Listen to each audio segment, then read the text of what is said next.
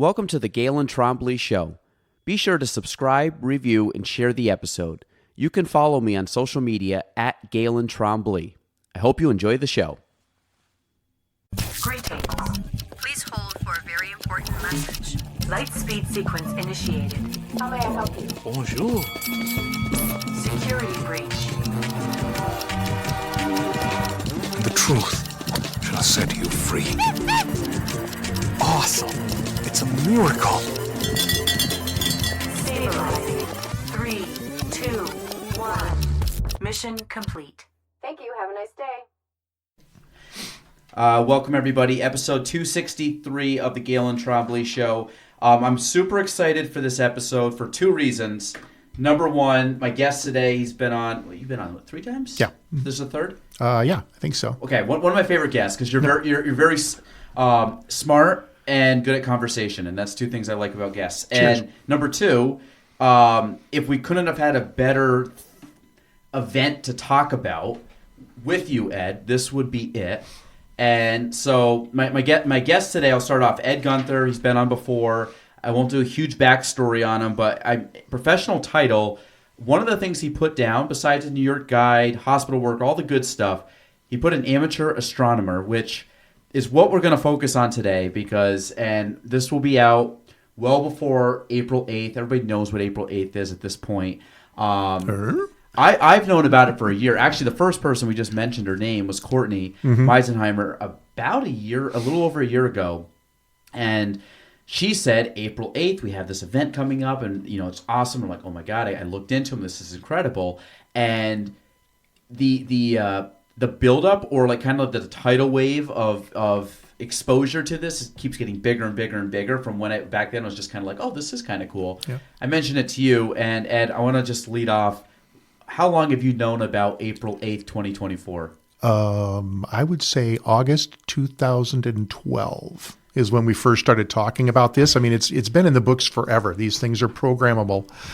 You can go out to find out if there's an eclipse when you're 75.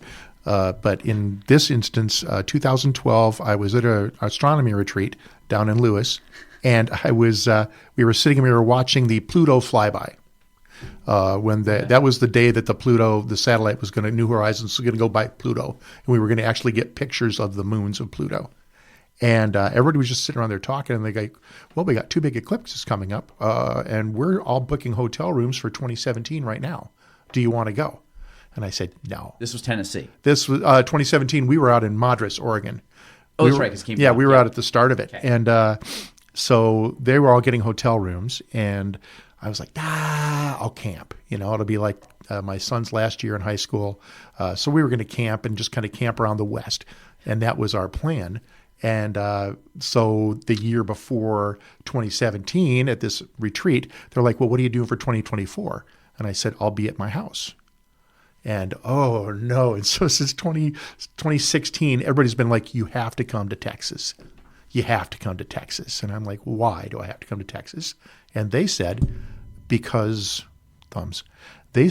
because there's a 98% chance of beautiful clear skies in Texas in April, and there's a 93% chance of clouds in Plattsburgh. And I said, I don't care. He goes right over the top of my house. Yeah. So I'll take my chances.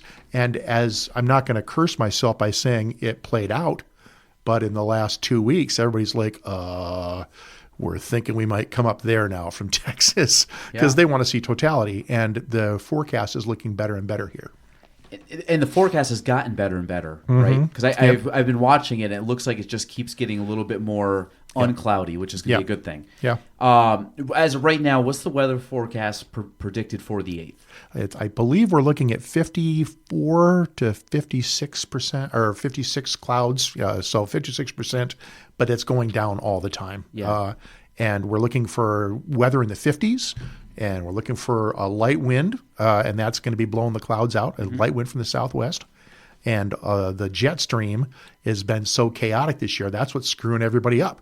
Because ordinarily it'd be dumping on us in April, and instead it's dumping on California, Arkansas, and that change in the weather is affecting our outcome. So is this like a perfect storm? That's gonna be perfect. Oh, I would never say that. Okay, knock on the wood. We only got exactly. a couple things that are like faux wood here, maybe. Exactly. If I had aces and queens in my hand, I would say it might be perfect.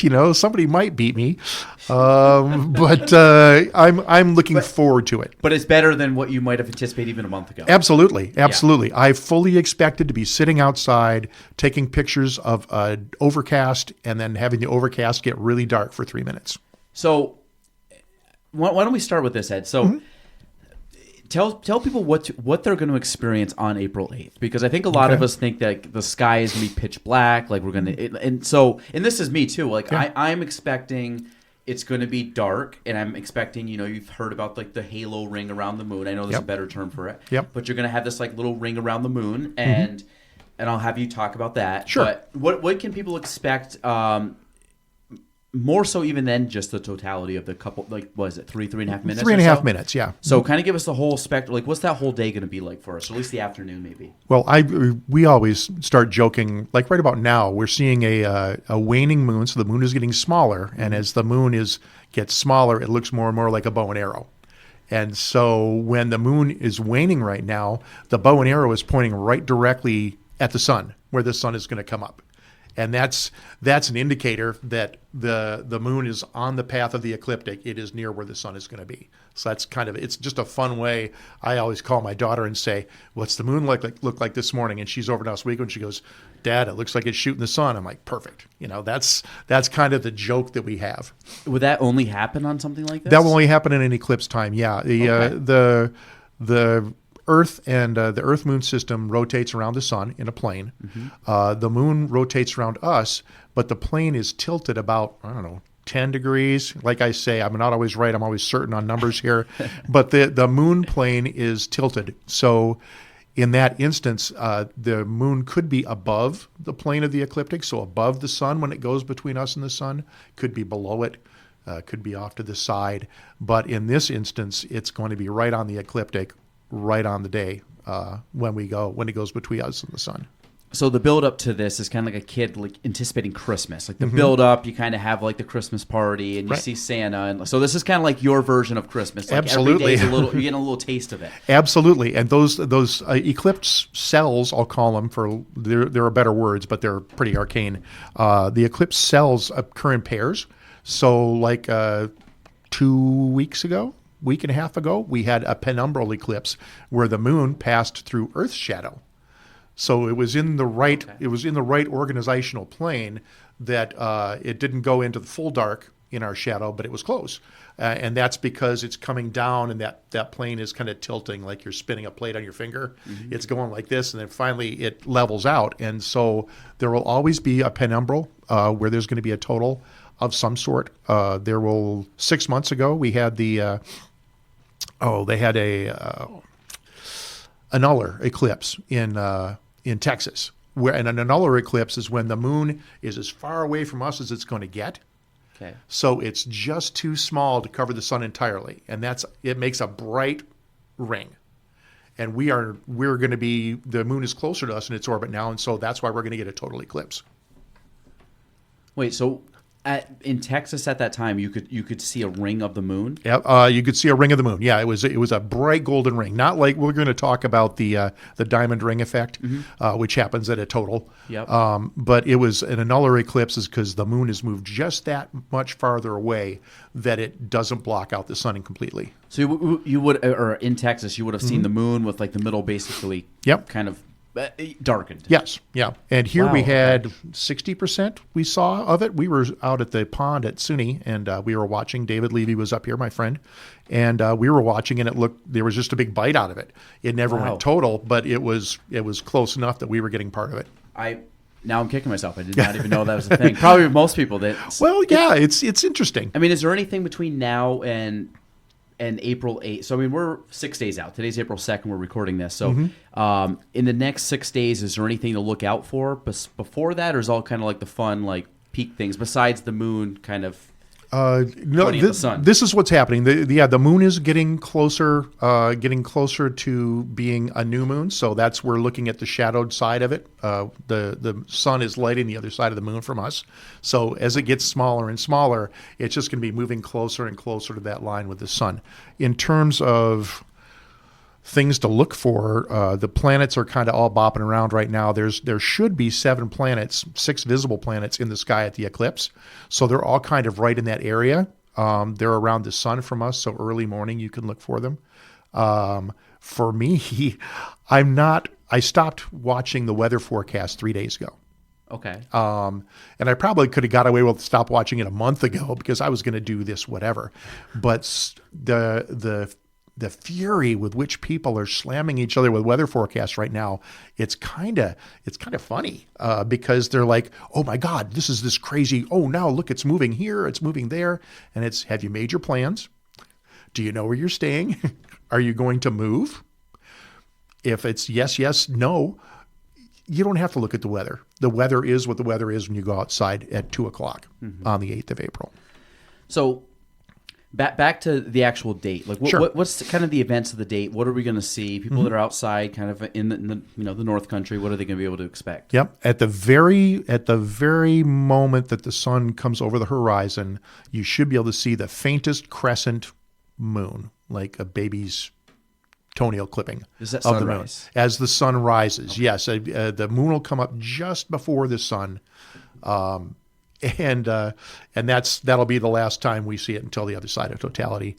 That's good for me, and I will be setting up at the city park, at City Beach. Sorry, guys, I keep hitting this thing with my it's thumb. fine. I'm all excited.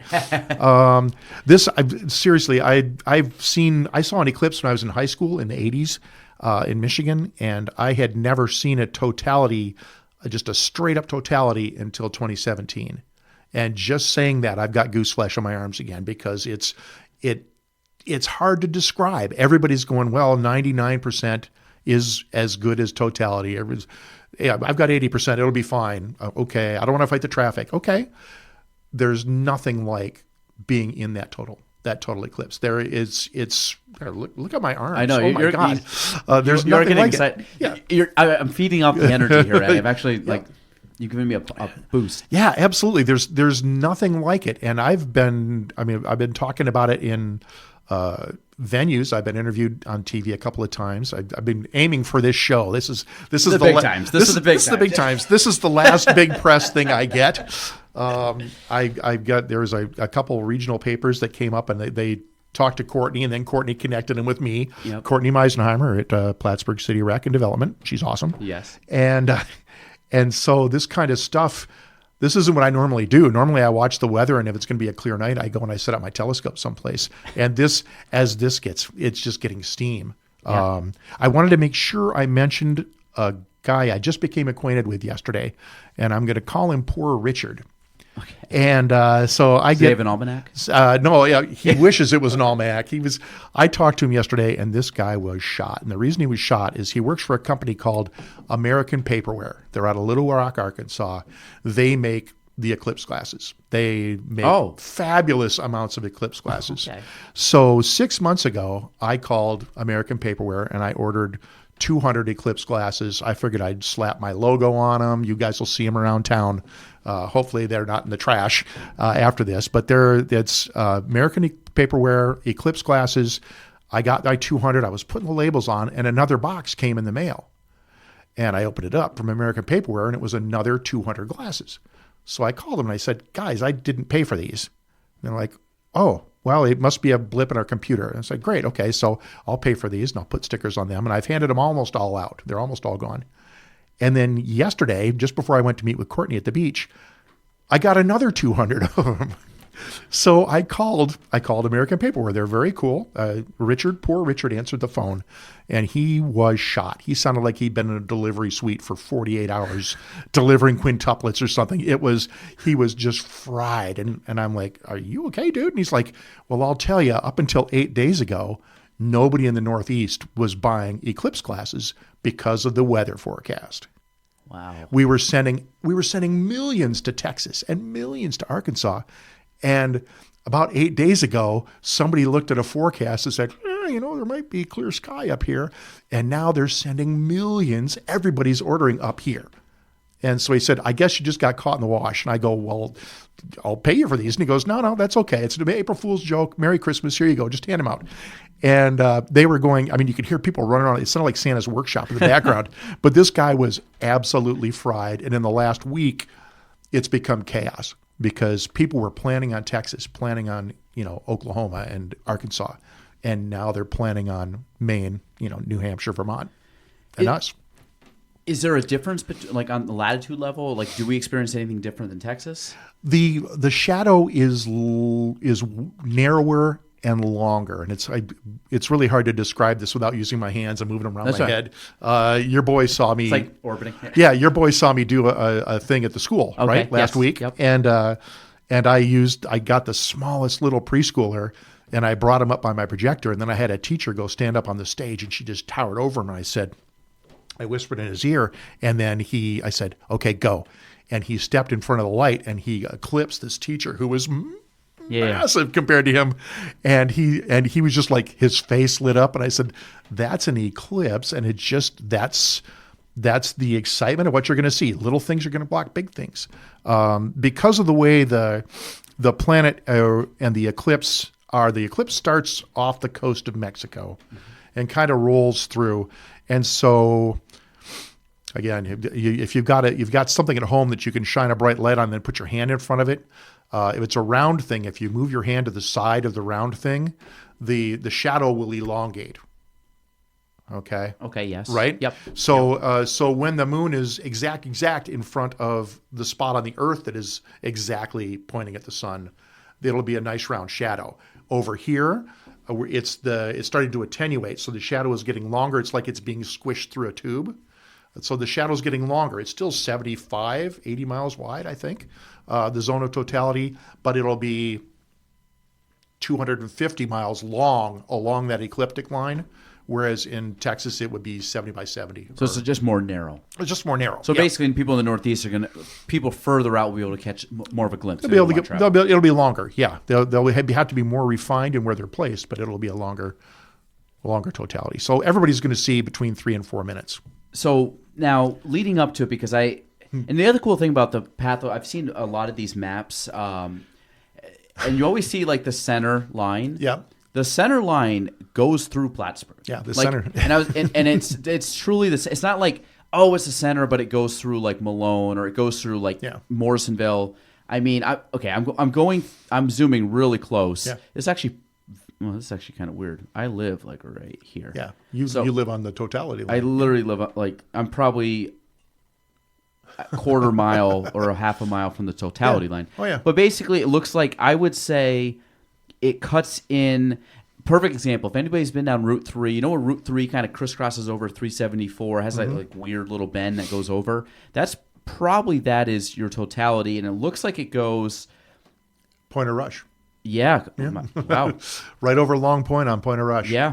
And that'd be a hell of a spot. There's some wiggle to those because it's a flat map of a round surface. But the line I've seen in the programs is running between City Beach, where I'll be, and Point of Rush. And it's a mile or so wide, and everything is different. You may have seen yesterday. Well, you probably didn't because you don't pay as much attention to social media. I've got an eclipse flag on my social media right now.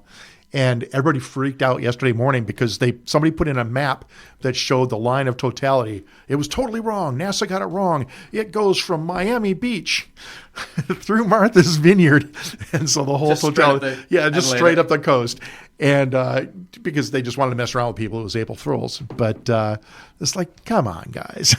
Don't do that. For some people, that's like, like you go to have a stroke there. It's like, wait, what? I laughed, and then there were people having strokes. Yeah. And the people who were messaging me that were having strokes also occasionally call me an astrologer instead of an astronomer. So they're not all the way up on the terminology, and they're like, "Is this going to happen?" No. Do you have your hotel booked? Stay in your hotel. So, I mean, what time is totality start? 3:30? Around 3:33, I think, at the beach. Okay. the eclipse starts to happen with first contact is the first where the moon first, you can see the shadow of it touch the sun is first contact. That's around 2:10. Okay. And we've got the website. It's time and date eclipse, and it will. If you go to time and date, just search time and date and Right here. eclipse, Yep. and they've got all the goodies for you. We have 5 hours and 21 or 5 days, 21 hours and 43 minutes to go, people. So time until 2:14:03 p.m. That should be the exact time. Yeah, and so that's when you'll see that first contact, and that's where it just starts to take a bite out of the sun, and it will go all the way through. I've got a shirt coming for the day. It's an astronomer / sommelier, and he says he has done a wine pairing for first contact, and Hell of a buzz. and diamond rings, exactly, diamond rings, totality, all the way out to I guess you're drinking port when the eclipse is geez. done.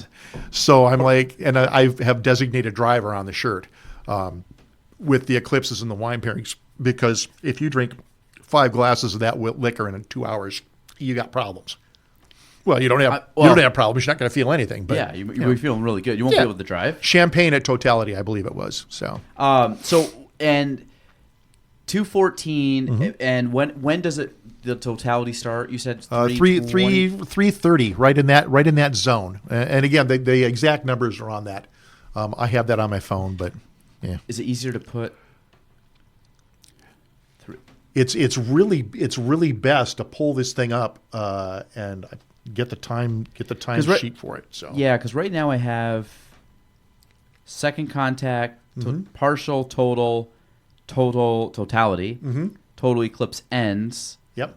partial eclipse ends. So I don't know. Right. Can you see? So between 2 and 4, that's your sweet spot. The total eclipse begins. Second contact, that's when the moon's shadow has moved across and it's touched the other side of the sun. So that'll be totality. A couple moments before that, you'll get the diamond ring, you'll get Bailey's beads, and you'll hear those get thrown around a lot because they're really accessible I've heard in the both media. names. Yep. Yeah, and what they are is the sunlight shining through valleys in mountains on the moon. So it kind of looks like it's like a little crevice that kind of.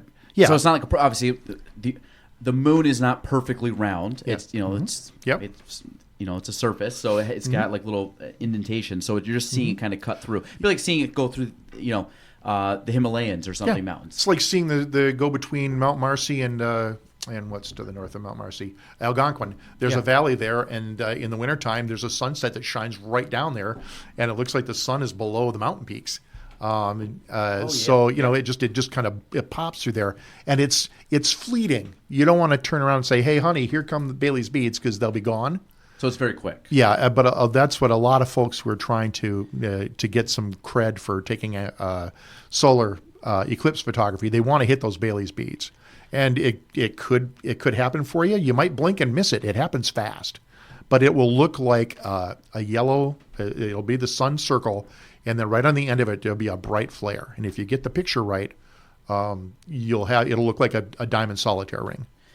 And then the diamond ring effect. If you can speak to that, Yep. What's that going to be? The beads will fade out, and then the diamond ring will fade out, and then the ring will fade out, and you will just be seeing a dark object in the sky, and that's where it's cool for me. That's why I don't like to take pictures during eclipses. I just run a camera, and I let it run, and I turn my back on it, because the solar weather, the corona and the solar wind coming off the sun is that's flaring away, and it'll be massive. Hopefully, knocking on wood again, guys. I knock on wood a lot when I'm talking about this. It should be cover like a third of the sky, a quarter of the sky, because that material is out. It's like solar flares, all the solar flares. This is the sun bouncing off the moon, redirecting off the moon. No, this is the actual material, the plasma that's coming off the sun and makes the solar wind. That material, you'll actually see it because it's brighter at this moment than the sun, which is hidden by the moon. Wow. That's something for like kids, elementary age kids. You take a black piece of paper and you put a white, like a little white dessert plate on it, tape it on loosely, and then give them a white piece of chalk. And when totality happens, you say, quick, start drawing. And then they make all sorts of chalk lines for what they're seeing. And it'll be very ghostly, it's kind of like the high cirrus clouds we have today, just a precursor cloud. And then when it's done, you take the plate off of there and you have a picture of the solar wind. Because it'll just be a black circle with the solar wind. It's a great thing to do with kids. Yeah. I'm going to try it this time. I don't usually have the time, but so now when people, so what they're going to see is that obviously the sun, the moon's cutting across, and when you look at it, when it's actually totality, and like you said, you're going to see the moon will be dark. There'll be a ring around it. The rest of the sky will be dark, but it's not going to be pitch black, right? Yeah, or it'll be pretty close. It'll be pretty close. Because that's what I'm always wondering. How dark is it actually going to get? Like, it's going to look like nighttime and at 3:30 in the afternoon. Yeah. People, do yourselves a favor. Shut off all the lighting in your house that comes on with a timer or that comes on with a photo cell. We were denied yesterday. Actually, I reminded Courtney again. She had a meeting to ask to have the streetlights turned off at City Beach. And the guy who's in charge of that says, nope, absolutely not going to do it. And I'm not sure what drove that. I mean, he's a great guy. He's very, if you have a problem with the street light, he'll send his crew out to deal with it. But they don't want to turn those lights off. It's a problem. There's things you have to do. You can't shut the whole city of Plattsburgh down with a switch. But you don't want to have a street light in your field of view because it will change the way you see that solar wind. It'll change anything. So, question for you: why is the City Beach? Why are you at the City Beach? And are you at the City Beach for a city event? And if that's the case, is there some place where you're like, actually, the best place I would be if I could pick? Oh, okay. So I have two questions. Like, why are you at the City Beach? Yep. And then two, is that where you really want to be? Not to say it's a bad place, but I'm saying if you had to pick, like in a perfect world, you'd say, where would I love to see this live? Right. In a perfect world, you would be as far up into the mountains as you could go to not see streetlights. And Adirondacks. Yeah, Adirondacks, someplace. We've talked before about the Great Montreal Nebula. When I'm doing star parties, we always talk about Messier 200, the Great Montreal Nebula, and that's that glow of Montreal streetlights on the horizon. You probably won't get that for the eclipse because Montreal is outside of totality. The streetlights won't come on. So we'll be in a dark hallway, basically. If you can see 50 miles away, 40 miles away from City Beach, I can see Rattlesnake Mountain in Vermont. Rattlesnake Mountain will be in 80% of light. It's going to be very bright. In Madras, I could see Newberry Crater, which is a huge volcano, and that was 110 miles away from me, but it was high ground. And so we were in dark. We looked up, it was black sky, and Newberry Crater was lit up. That's so wild. Yeah, it's amazing, and the birds will stop talking. The night creatures will be like, wait, am I supposed to be out here now? Literally the animals will be like, this is not okay. I should be doing something else right now. Is it going to mess up their was it circadian rhythm? Their diurnal. It's a diurnal cycle. Yeah, their rhythms are going to get messed up for about 3 minutes. Okay. And then they go, oh, okay, we're fine. Just like a little shock. Yeah. I've seen crows. Crows, they like to get those big rock trees. I've been places where the crows have just said, oh, time to go to bed. And then they go into the tree and then they sound really, really upset when the sun comes back. They get woken up quick. They're like, God damn it. Yeah. Why did my alarm go off so quick? Yeah, exactly. What's going on here? So you will notice a change in bird song. Okay. And that's, for me, it's always the sound. I take a lot of pictures of people who are watching the eclipse. I'll have one camera on my shoulder and I'll be just going click, click, click, whatever. And then I'll be using my phone to capture images of people who are watching the eclipse because I love watching their reactions. And that's pretty cool for me. And I think we talked before about Madras that at the moment of totality, there was a big rock and roll $1,500 a weekend festival about 6 miles to the west of Madras. Okay. So all these people were out in the prairie watching this thing. And when totality hit them before it hit us, as the shadow rolls across the planet, and it was a roar, like a sporting game, well, I'm not going to say the Patriots, but like somebody scored in the last 15 seconds and totally changed the complexion of the game. That was the roar that came across, and it just kind of swept across the prairie. Everybody was cheering. Wow. I like to be someplace a little quieter. So back to my perfect eclipse place, it will be someplace quiet and away from streetlights. Second perfect, I like this will be no surprise to your listeners. I really like to know where my bathroom and my food is. So if I was going to do Creature it, of habit. absolutely. If I was going to do an eclipse party for myself and I was going to leave town because of traffic, whatever, I'd be sitting in my backyard. And that's because you've got all your creature comforts there. You don't have to travel, and you're comfortable. I'm 3 miles from my house. I requested and got porta potties. They had the Department of Health come out and say, you can have this many porta potties, and then they bought that many. So that was like my one constructive. That was my one constructive thing for this event. Yeah, I said no street lights, porta johns. So it's a 50%er, but that's okay.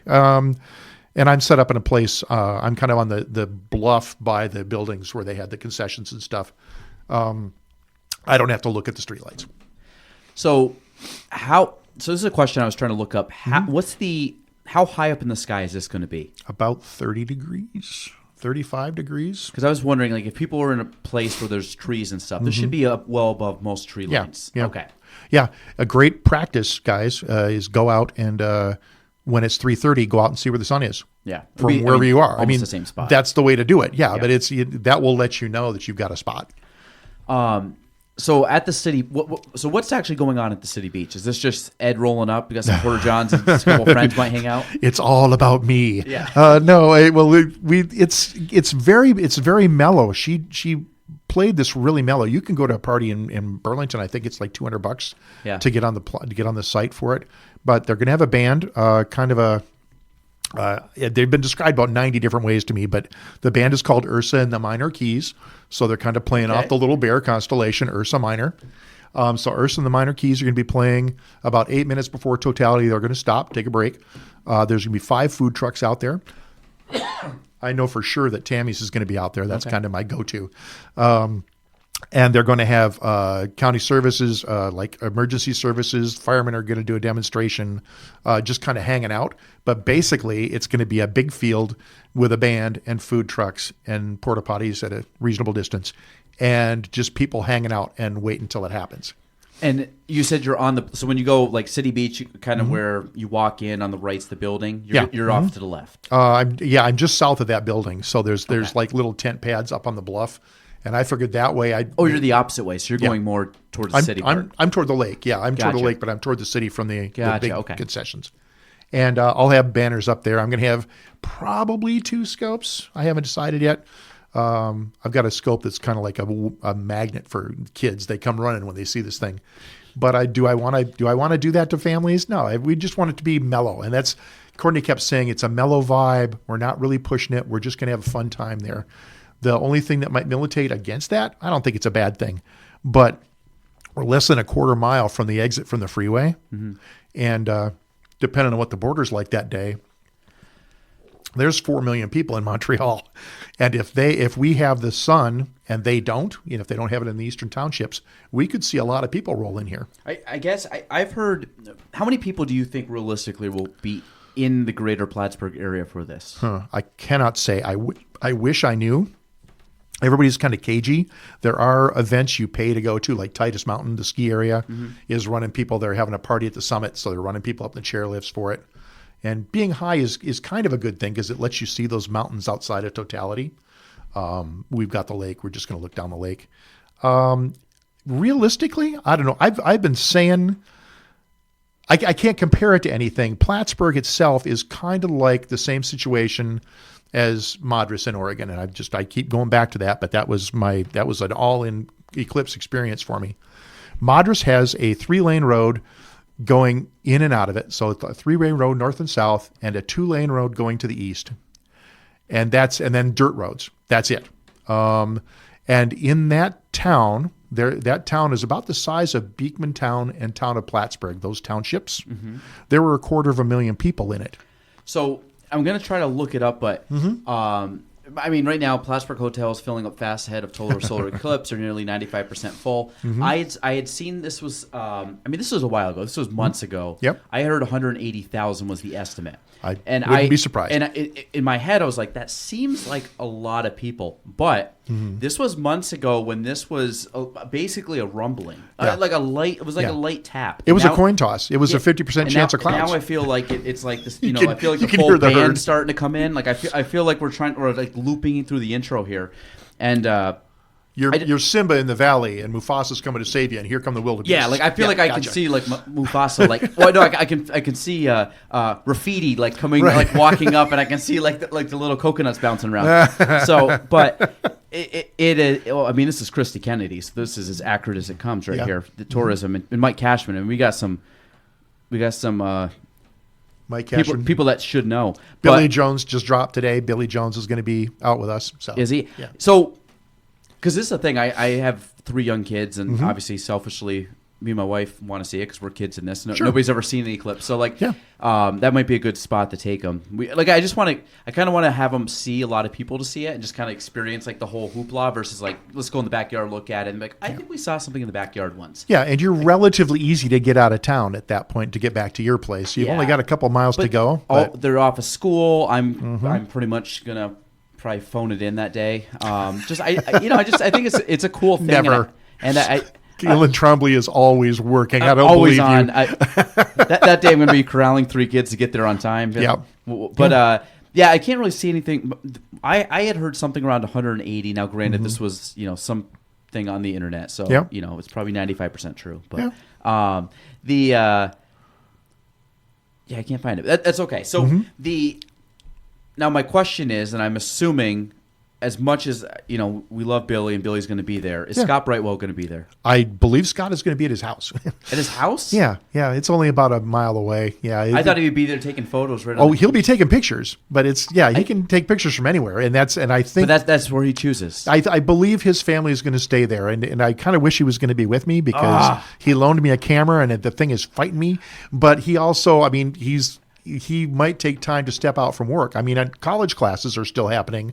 They're kind of scheduling a break for people to go outside for that. But I feel like Scott's got a little like throat scratch coming on. He's got to take a day off. that yeah, day. well, I'm hoping. He's got to something's got to happen. I love my man, but his kids go to schools a block in one direction and 4 blocks in the other direction.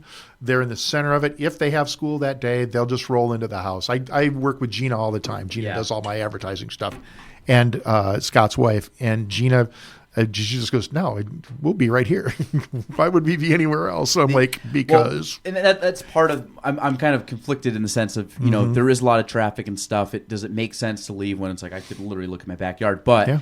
part of me is I do want to kind of see like the hoopla of everything. And for my kids, I think if you tie it to, hey, we went to this big event and there's this crazy guy with 2 telescopes and he was like running around all excited. Yep. They're gonna have more memories of that than if we just sat in the backyard and looked up and like, I'm gonna go to my buddy's house next door because they're Right. But the thing is, what I do like is the schools are, and these kids are young, but they're teaching them like this is the eclipse. My kids know what an eclipse is now. They're Yeah. like, the eclipse. When's the eclipse? Like, and they're already starting to talk about it, and I know they're getting that like boost up at the school. Yep. I love space. I love it, all that stuff, and I'm 0.1% as knowledgeable and as excited as you are for this, and I'm very excited. So that just shows how much Ed is ready to go. I'm having a hard time holding it back. The funny thing about it, I was thinking about this the other day. It is free entertainment. Yes. And it is, and I was thinking about that. I'm like, this is something that, one, is a massive boost for tourism, which is good economically here. Yep. But number 2, it is something that the entire, at least in the path, we're all experiencing this together, and it's just there. Yeah. And the cool thing about it, it is just it's nature doing its thing. Yeah. And it's so mesmerizing, and I think that's one of the cool things about space is, I think if anybody doesn't like sit down and just look up at the stars, especially on a clear night, and just like look at, and we're seeing, obviously, I know a very diluted, what it actually looked like without light pollution, but Yep. when you look up and you see a clear night and you just look at the stars and just realize like this is a wild place. Yeah, absolutely. Like I look at, and this is, I think, over the last couple of years, gotten more in, like just understanding. Just like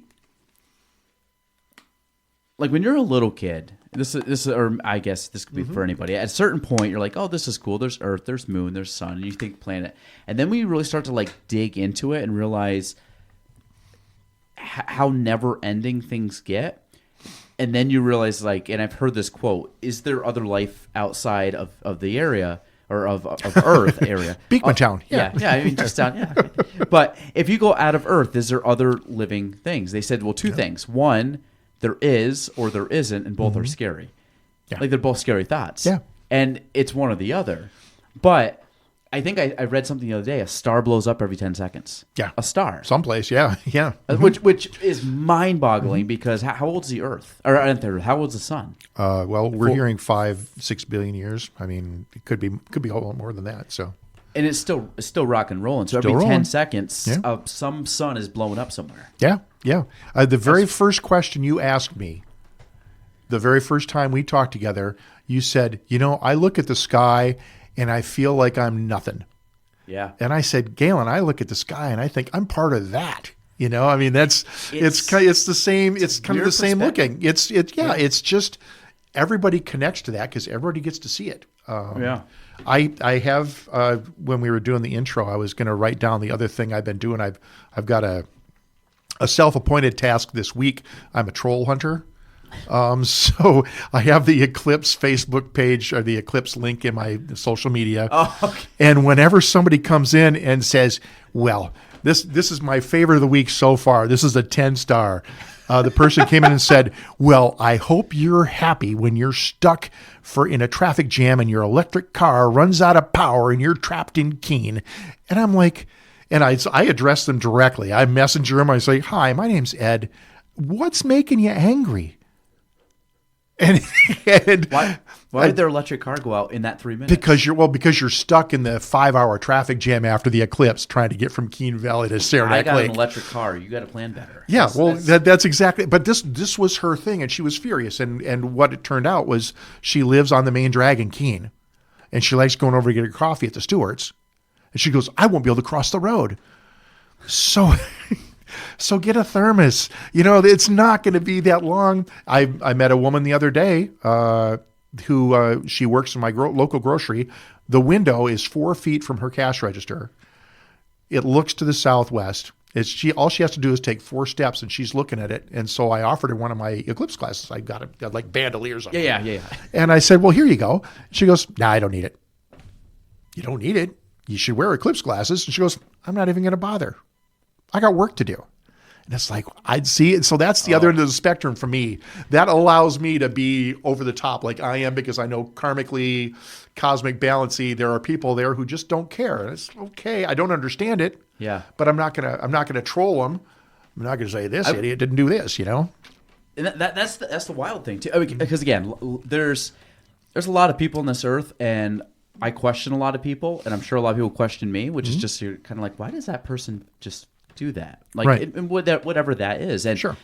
This is something that I look at. I'm like, if you know it's passing over, because the next time it's passing over, I think I looked, was like 2400. Yeah. It's like 300 years from now. The exact course. Yeah. Mm-hmm. Yeah. And the last time I think they said it went through like basically this path was 1300s. Mm-hmm. Yeah. And I'm like, it is literally going to happen. You don't have to move. You just have to look up with glasses, but you just got to look up. Exactly. And it blows my mind that someone wouldn't find this. I mean, you might not be as excited as, us. on the continuum or excitement spectrum, but I feel like people still are going to be like, well, I'm just going to go step outside and take a look at this. Yeah. Yeah. If they don't have glasses, it's not through lack of trying. I have 200 of them on me at any one time. And I always ask people, where are you going to be next Monday? Well, I'll be working in the basement. Well, that's a bummer. You want to go outside for 3 minutes? And I'll give them glasses. And there are people out there that say, I don't need them. And we're not going to talk about why they say I don't need them. It was a famous photo op. People who can't be seen with glasses on. And it's a little bit sketchy. You can't take them off too early. And you can't put them on too late. You don't want to burn your eyes. So when should people put the glasses on, and when can they take them off safely? I'll be wearing them on and off all day. 2:05 would be a great time to put them on, because then you can start looking at the ball of the sun, and you'll start seeing that little edge, first contact when the edge comes in. Right around 2:05 is when I'm going to gear up for good. And take off maybe 4:15. Probably in there. Yeah, I might not be looking at that point because there's going to be a lot of the band will be playing again, the food trucks. So it'll be fun. You want to, if you're going to go for the Bailey's beads, that's kind of the gray area.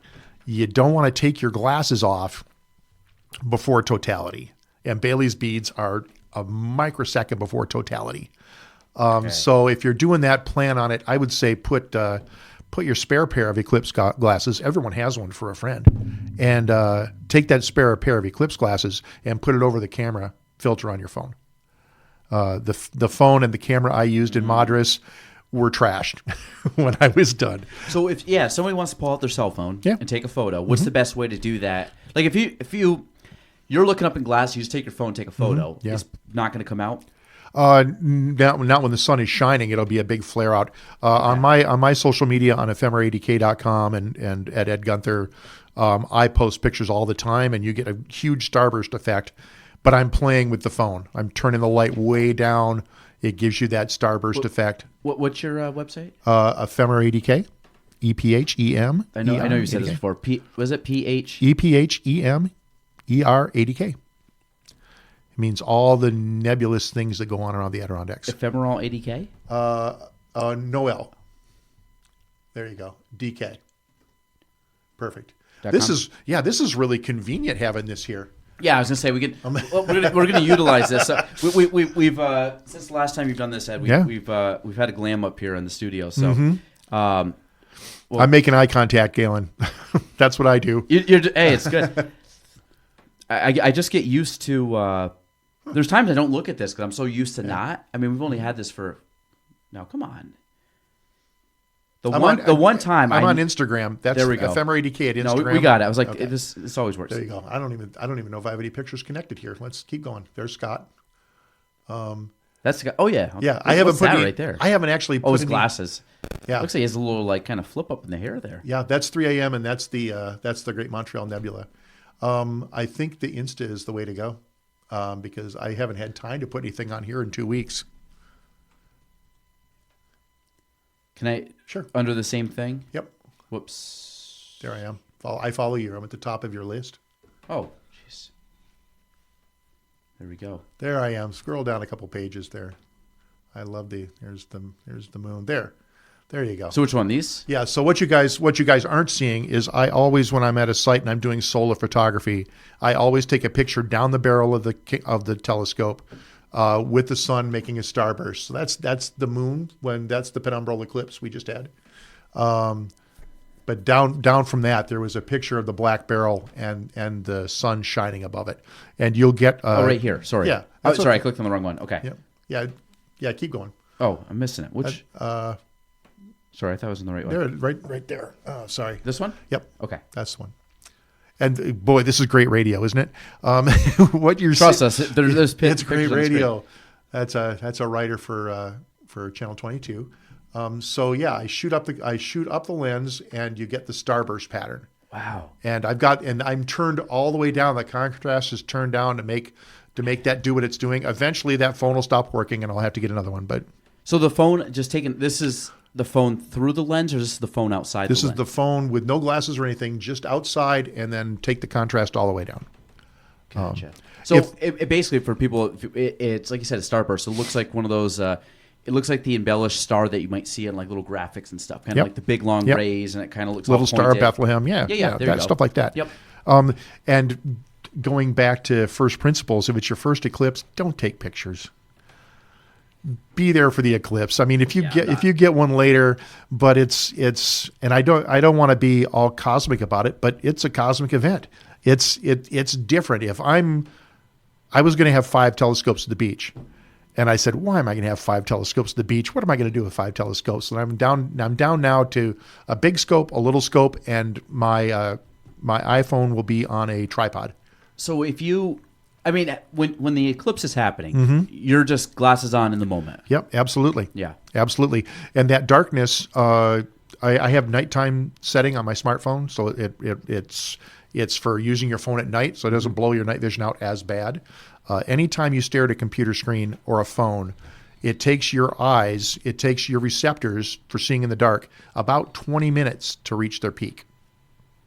So if you're staring at your phone and you're doing your messaging and, oh, look, it's the eclipse, it's Bailey's Beach, and you take that phone down, you're not going to see the whole effect because your pupils are still going to be adjusting. So when should people stop looking at their phones? I personally, if you don't have a nighttime setting, like mine turns over to red light. I mean, it becomes a nighttime unit. But I would say 20 minutes. Okay. Just watch what's going on. It's so the moon I and the know. sun, and and then once the eclipse happens, you want to take a picture of that solar radiation, go for it. I think that's key for people. I didn't even think about that. Ed, I'm actually writing notes down for myself. I'm going to share these with my wife later. But I didn't even think about that, but that's so true. Yeah. Hi, Gina.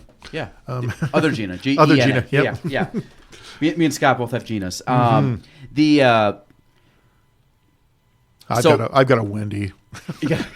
She's still great, though. She's still great. Yeah. Absolutely. Yeah. So again, I want to kind of go back to some of these, because one of the things, again, talking about, I guess how I saw this the other day, how rare it was. Let me see if I can find next total solar eclipse. And solar eclipse is, nope, not that one. I think it was in, maybe it was probably NASA. That's it right there. Why April's total solar eclipse? Did I click the right one or wrong no, one? the one just below. Oops. That's okay. You're fine. Right there. Why April's total solar eclipse will be a historic event in the U.S. So, I saw... That's my buddy Fred Espenak again, right? Mr. Eclipse, he's called. He did all the programming for NASA for years. He's amazing. He's the guy who wrote the article? I don't know if he wrote the article, but they were quoting him. Whenever you talk about an eclipse, Fred's going to be quoted in someplace. He's amazing. Yeah. Now, where's Fred? Is he? I'm assuming he's somewhere. He's going to be in Texas, I think. Texas? He lives out there in Texas or New Mexico. But 2044 in Montana and North Dakota.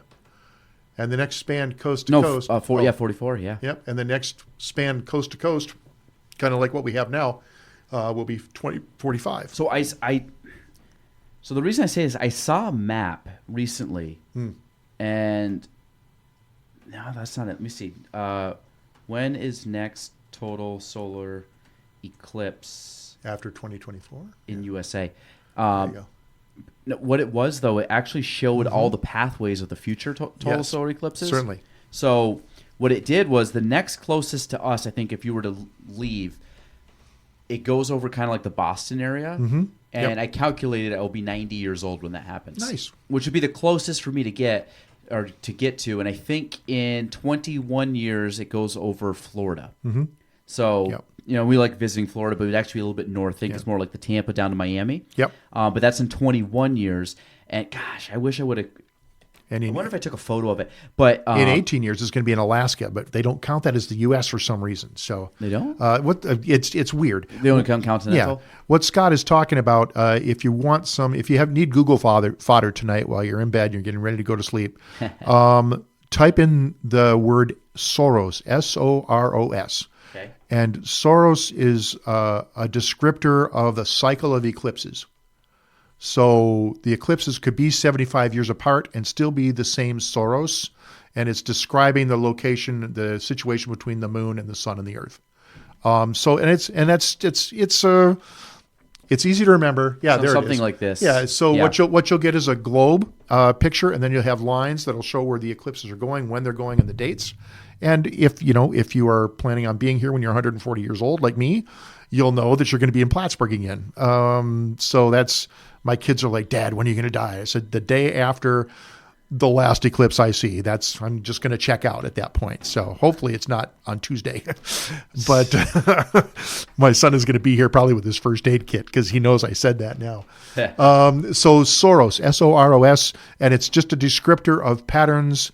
I think this one is Soros 139. There's your guy again, Fred. There's Fred Espenak. Literally right on the head banner. Yeah, NASA. Yeah, he ran the Eclipse website for NASA for years. An amazing speaker if you're ever near where he is. Just a super cool and engaging, and it's all about numbers. Like Hidden Figures, the movie Hidden Figures. It was a thing where they had lots of women of color were doing the brute force calculating to fly the Redstone and Mercury and Apollo rockets. These women were doing the work, and we didn't have big supercomputers, and they were doing the calculations to say this will fly here and this will fly there.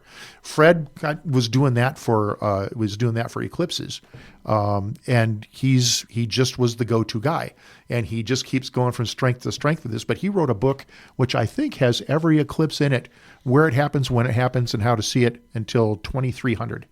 I think that's the one he just put out, and it's all math. People say they hate math. Yeah. It's all. I mean, I'm looking at it, it's just a graph. Yeah. I mean, Yeah. or some There type it of is. chart. I mean, you could fit, but it follows a pattern.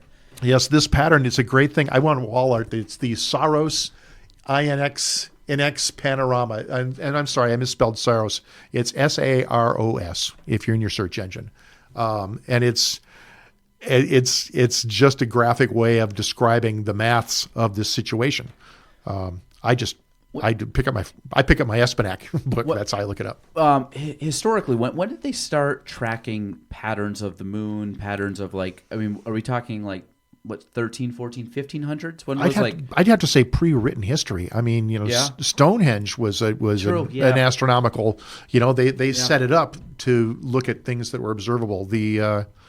I'm putting together a talk right now about different cosmologies, and I'm really enjoying the Diné, the Navajo cosmology, because when this star comes up over this mountain, it's time to plant. And it's bright stars, and it's the way people interacted with their environment. So how long have people been writing it down?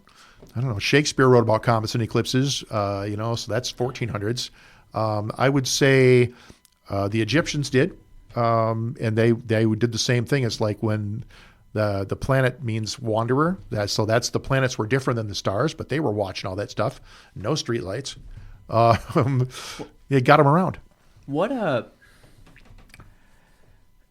start talking, for one thing, if you looked up right now, let's say today, we'll go to April 8th. April 8th, Sure. You look up in the sky. Obviously, this is, a rare occurrence.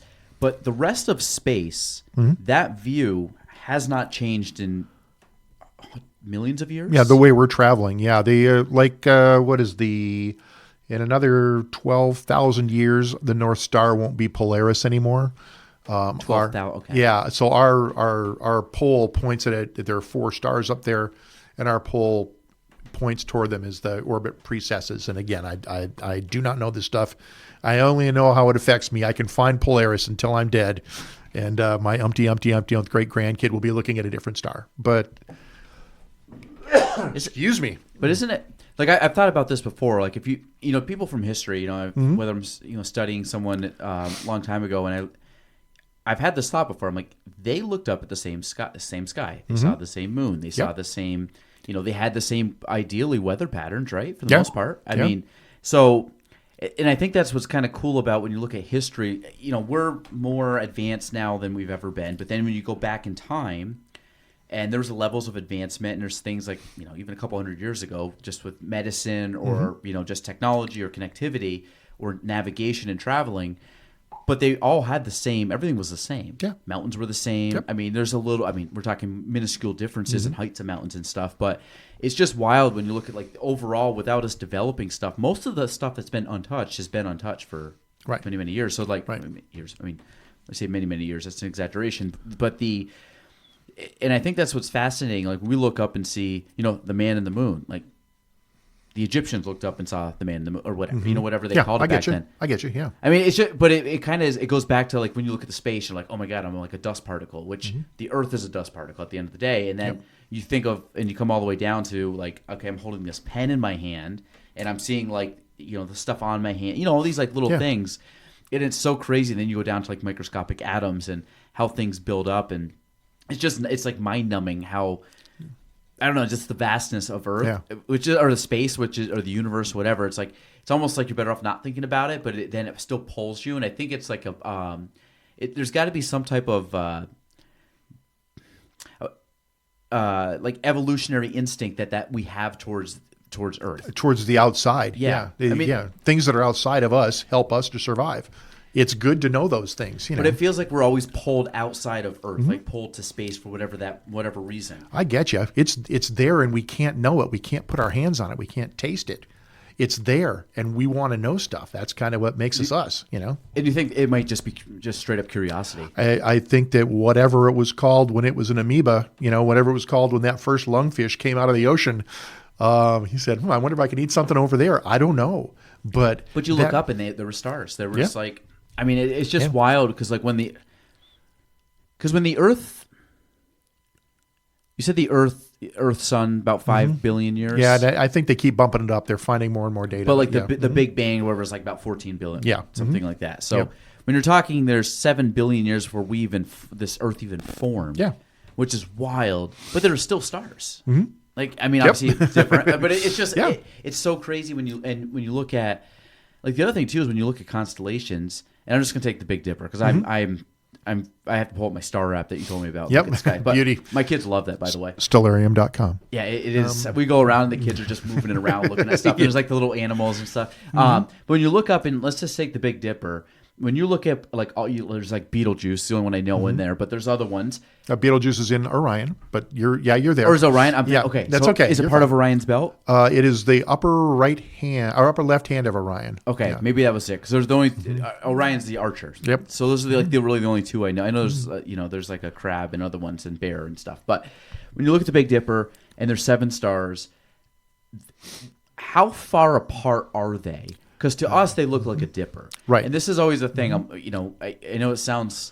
When people think about it, that makes sense, but that's not how I think about it. Most people think about it that it's just in that shape. Right. But those are many, many, many light years away from each other all over the space. But to us, it looks like they're in proportionate to make this dipper. Yep. Yes. And for the trolls out there, Sagittarius is the Archer, and Orion is fighting Taurus the Bull. But it's okay. So, Orion. Doesn't he have a bow? No, he's got a club and a shield. Wow. Yeah. Ed, that's okay. No, don't worry about it. No, you got to. Because here's the thing. Until I was 12, I called that constellation the Paper Boy because it looked like a guy he had a paper bag at his belt and he was throwing papers. So but this is. I think Rick Riordan has Orion as an Archer. Yeah, the guy that wrote the Percy Jackson books and stuff. I think they talk about him being an Archer. So Ed, this is when you got to troll me though. Orion's 7 brightest. Yeah. Mm-hmm. I've actually always loved the name Orion. Mm-hmm. My mom's main name's Ryan, but Orion because it's also not spelt the way it's spelt differently. Gotcha. But I've always liked that name. I can't believe I trolled you. That was not my intent. I was trying to fight the trolls. No, so this is the part that always screws me up because I look at it. I always thought that was a bow. Oh. What's that? Just his hand? That's a shield. He's got something wrapped around his. It's got something wrapped around his hand. I think because Taurus is just out of the field there.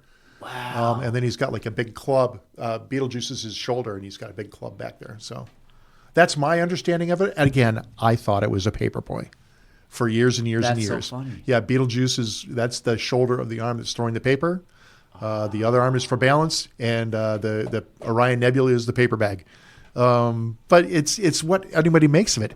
The thing about constellations is that, we were talking about the Dine, the Navajo, the Hopi, cosmologies, they had different names for the same asterisms. And an asterism, like a constellation is an asterism isn't necessarily a constellation. An asterism is an object we see in the heavens that looks like something, but it's just stars, whether they're attached to each other or not. I think it's kind of like looking at a cloud as a kid. I mean, that looks like a spaceship. Exactly, it looks like a spaceship, looks like a dragon. Yeah. So there's an asterism up there that looks, honest to God, like a little owl looking at you. There's the coat hanger, which is in the Milky Way, and there's a rift in the Milky Way, and there are 9 stars in the coat hanger, and they are nowhere near each other. They're not even traveling in the same cluster, but some of them are much brighter and much further away. And just the way it turns out for us, it looks like that. Paul Anderson is a science fiction writer, writes a lot about time travel if you're going the speed of light and you're going far away. And he was talking about how do you navigate if you go 200 million light years from Earth, how do you navigate? Because the constellations you look at won't be the same. Yeah. Once you start moving out of your local area, you'll have to find some other way to refer to it. True. Yeah. We talked about the horrible things to do to telescopes. I was in Arizona for a star party in 2019, and I couldn't navigate. I'm a visual navigator. I don't use computers. I don't use, even my phone wasn't helping me because I like to look at the bright pointer stars, and I kind of navigate around the heavens that way. And so I was out there, and I was lost because there were so many stars. I couldn't find Orion. Oh, you told me this. Yeah. Yeah, so I ended up licking the eyepiece, to the horror of the guys in the next site. They're like, "What are you doing?" And putting the saliva on the eyepiece dulled it down enough so that all the fainter stars went away, and then I could find my finder stars. So we had that hanging in a bag, and it said, "Do not touch," for the rest of the weekend. But that's how I was able to navigate. Once you get close, you can do that. But if you've never been to a desert location to look at the stars, it won't make any sense to you being from the Northeast, because we see, like in New York, you see, I think, up to 12th magnitude, and our sun is like minus, it's a minus number, but the magnitude is how you measure the brightness of a star that you're looking at. And after 12th magnitude, the city lights wipe out. So you can see constellations in New York City, but that's about it. So you don't see open clusters of stars, which you can see here. You wouldn't see Andromeda in New York City because the city lights just wipe it out, unless you knew exactly where to look and used a telescope. So it's all a matter of where you're sitting and kind of what your eye is used to looking at. I don't know if I've asked you this before. Do you have a favorite constellation? The Paperboy is my favorite Is it? constellation. Absolutely. Yeah, it was the first one I learned. It's the first one my dad showed me. The Big Dipper is cool, but the Big Dipper is part of Ursa, which is this enormous, like, bear with giraffe legs and a long, bushy tail. If you look at all of Ursa Major, it's not a bear, but the Big Dipper is part of that. The body is the Dipper, the cup part, and then the tail is those stars that lead off. There you go. Yep. Well, he's got a fleece or a lion's head or something on there. Yep. Yeah. Wow. We're looking at our Orion again. Yeah. Darn him. The nice thing about Orion is we call it the Paperboy because once you're out delivering papers in the fall and winter, it's a winter constellation. That's when you see it. So I think that probably was the first one. So, like, Ed, right here, so we're looking at Orion. Yep. This right here is the shield. Yep. Or, yeah, it looks like a lion's head in that depiction we saw, and the then Greek one. This would be the club right here. Yep, exactly. And that's Betelgeuse. Betelgeuse is the shoulder there, yep. So Betelgeuse basically kind of, well, again, because you see the belt. The belt's pretty easy to find. Mm-hmm. And you can see the scabbard. That's that line that hangs down in the middle. Right here? Just over. Come down in between the legs. This, yeah, right here. Yeah, it's a sword scabbard, and there's a nebula in the middle of that. There's three big stars you can see from Plattsburgh, and one of those stars is actually a cloud of gas. So Orion is cool. What else? Scorpio is kind of cool. The Scorpion. There's a big red star in there, Antares, which means not Mars, because the Greeks were very literal. And Antares, that constellation lies on the ecliptic where the planets are. So the reason they had to tell them apart was that Aries, the planet, moves around that circle, and every so often it gets in that area. But they know it's not. So Antares. This is it right here. There it is. Yep. And this is the Scorpion? This is the Scorpion, yep. That's another good one to see, usually in the south when you can see it. So this right here is is that the Milky Way? What's that? Yeah, I think that's what we're looking at. An amazing picture by Akira Fuji. I always forget how to say the double I's, but he's pretty amazing. He shoots for ESA, for the European Space Agency. So the new satellite they put up, what was the name of it? The Webb? The Webb, James Webb. Mm-hmm. James Webb. So some of the photos that come from there, because I love following NASA and some stuff on social media. That number one, they obviously embellish a lot of that with color to make it stand out more. But what's your thoughts on just the images that are coming out from that relative to what it was before? I like being able to look at things clearer. They give a lot of what they do is in wavelengths that other than visible. And like you say, those pictures come out pretty heavily doctored, so you can see what it is you're looking at. There you go. Oh. Pillars of Creation. Wow, my God. This Yeah. is so pretty. And so the thing that I really didn't understand about it is it's not an optical light observatory. It's looking at other wavelengths. It's looking at radiation. It's looking at gamma rays. It's looking at thermal imagery. The pictures it took of Jupiter, because they use Jupiter as a kind of a sighting post. The Jupiter pictures are amazing. And I mean, all the gases and stuff Yeah. just like spinning. yeah, the Cosmic Cliffs is my screensaver on my computer here? at home. Yeah, the one at the top. There you go. Carina. Eta Carina, the Carina Nebula. And this, I mean, again, we're looking at, it almost looks like mountains, and this is, or cliffs. Yeah. But this is all just colored to give you contrast of what they're seeing. So Yes. I've reddish orange. This is all gas right here, right? Yes, that's all gas, but it's like clouds. If you look at the Carina Nebula, it looks like a thunderstorm coming in from the west, coming over the Adirondacks. So what's a nebula?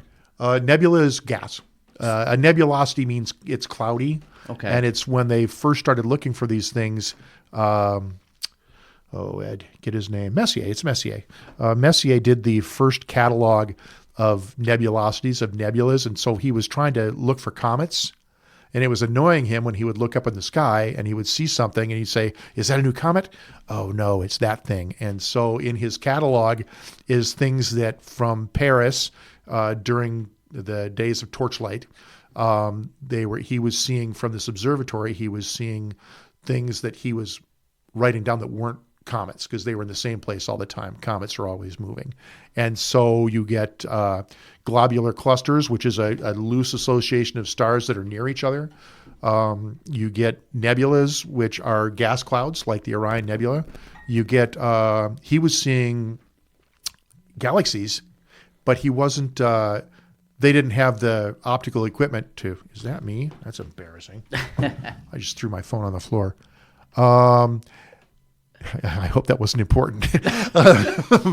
This is more important. He was seeing galaxies, but he didn't have the optical equipment. It wasn't good enough for him to see actually what it was. He was starting to see those things. So that's his nebulosity, the cloudy objects that aren't comets. That's how that Messier catalog first came to be. I mean, when you take again back to the web, like if you take the photos of this though, when you start like what I had heard was a lot of the photos we're seeing for the first time because this is now more powerful, can see further out, more distance. Yeah. Do you know the difference from what was the previous called? Well, we had the Hubble. So it was the Hubble telescope. The Hubble telescope was there. The James Webb, the Spitzer was an electric or an electronic, so it was looking at wavelengths other than visible light, I believe. And we've got all the ground-based ones. The reason we put space telescopes up was because we didn't want to deal with the atmosphere. Okay. But now, as computer powers get better, we're able to write programs that tell us what's going on in the atmosphere so they can correct those images.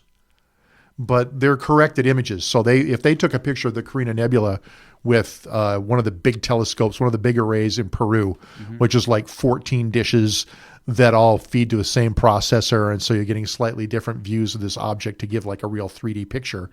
It's still a piece of art. Look at that. What do you got there? Oh, there's the zone of... You're probably going to get it. Yeah. Let me see if I can get... Yeah, those galaxies are interacting with each other. Right here, the Stephen Quintet. Stefan's Quintet. Yep, Stefan? that's an eye test for people looking at winter constellations, and the quintet that's kind of a big target for guys when they're doing astrophotography. It's four galaxies in really different ages, and they're interacting. Two of them are interacting that they actually stole gas from each other. So now so this photo was produced off of a camera we took. Mm-hmm. Yeah. How far away are those from us? Because this is the thing this is the mind bending part. Mm-hmm. And I want you to correct me because this is just my Wikipedia rabbit hole. No, I get you. That's what you do. And it's a very slippery slope. It's how you learn. Yeah. Usually Fridays or Saturday nights, so I'm just kind of like hanging out and like you might put a show on. I get very bored, so I'm a Wikipedia as I'm watching a movie, and then I typically ends up. Usually, it's like oddly enough, I do go into like space tangents. So, yeah. I usually say, was that guy a villain in Buffy the Vampire Slayer? That's usually where I go. But you watch a movie and then it goes to something else. You go to something else, and then next thing I know, I'm usually into some space or something like it's or history. I don't know where. And then you kind of like when you hit the return, you're like, where did this start? That's how it works. Yeah, that's how they get you. Buffy the Vampire You Slayer. bet. But so when you look at the Milky Way galaxy is what we're part of. Yep. When you look out, it looks distorted because we're not looking at, we're looking out. And we're looking through. Yes, Or through. We're looking we're through in it, looking out, kind of like if you're in the center of like a snow globe looking, or marble or something. Yeah. Now, when you look at these galaxies, there's 4 galaxies. The Milky Way galaxy is part of like a local galaxy. It's called the local cluster. Yep, a local cluster of galaxies. Which is part of like a super cluster. Yeah, I don't think Stefan's quintet is part of that, and I welcome the trolls. Which is scary to think about. There's somewhere else. In the images, the more you look in these images from the web, you'll see, and Hubble to a certain extent, you'll see like our galaxy. Because it's where we live. We're chauvinists. Our galaxy is the perfect form of a galaxy, right? With the spiral arms and everything else. The galaxies in our local group are all the same age as us. They're forming out. The further out you look, the longer back in time you're looking. When we did this before, we blew our minds. We walked out just kind of staggering the last time we talked about this. Yes. So the deeper you go into the field with the web, the more proto-galaxies, they're not even organized really galaxies, but the gas, they look weird. They look like, when you're looking at a tadpole, then you dial it in really close and you're looking at the cells of the tadpole and they're totally different looking. And then you go and it's that, for me, the depth of that is mind numbing because I look at what they call old galaxies. They're out there, but that's light that happened at the Big Bang, whatever that was. The further out we go, we keep seeing things and they keep becoming less and less like what we're used to. Like democracy. Very. Sorry. Now where you were going? It's not what I remember, though. Right? Yeah, and it's because even in this field, if you look at a good image of the Stefan's quintet, you look in the background and there's stuff that's a big old cloud of gas there, but it's not organized. It's not a spiral, and so you can kind of see a couple of the quintet are spirals. A couple of them we're looking at them edge on, so they just have a different shape. So I had a lot of follow-up questions. That's okay. I know that's bad radio. You got to look at this picture. No. So think of a galaxy. Mm-hmm. So for people that can't see, we're looking at there's 4 quintet. There's 4 of them. It looks like a puff of gas and kind of like a spiral. Yep. Almost like a cyclone, like you'd see maybe on a map. Yeah. Like a weather pattern map. Yeah. So there's 4 of them. Are all of those do they even exist anymore? Because we're seeing the light. We're not necessarily... Yeah, they certainly existed a couple 100 million years ago. Yeah, but they could have, at this point, been non-existent for billions of years. Yeah. Now, the other side of that is if the size of... My brain's hurting. Here we go. Yeah, we're going to hurt our brains now. So the Milky Way galaxy, my assumption is almost like microscopic compared to these. Or is that not true? I think the way space and mass and time, the way I understand it, is that there's X amount of material and it's going to look like X amount of things. Your baby doesn't look like you. You are more old than your baby. The baby has the same genes as you. And it's for me, I like the time travel aspect of it because we're seeing something that, I would hate to think that right now there's nothing there but Earth and the sun and all this stuff that we're seeing light from 100 million years ago. It just stopped working. And eventually we're going to get to that point where, look, it's just us in the dark. I hope that doesn't happen. But that time thing gets Keplerian dynamics. There it is. There's another rabbit hole for you when you're in the bathroom or in bed at night. If you want to sleep, don't look it up. Dark matter. Dark matter's that's freaky.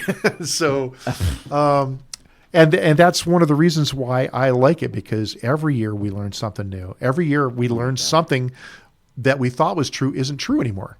Because as we examine our hypothesis and as we develop it with new data, that for me is exciting. And that's why I never question the scientist's right to talk about things.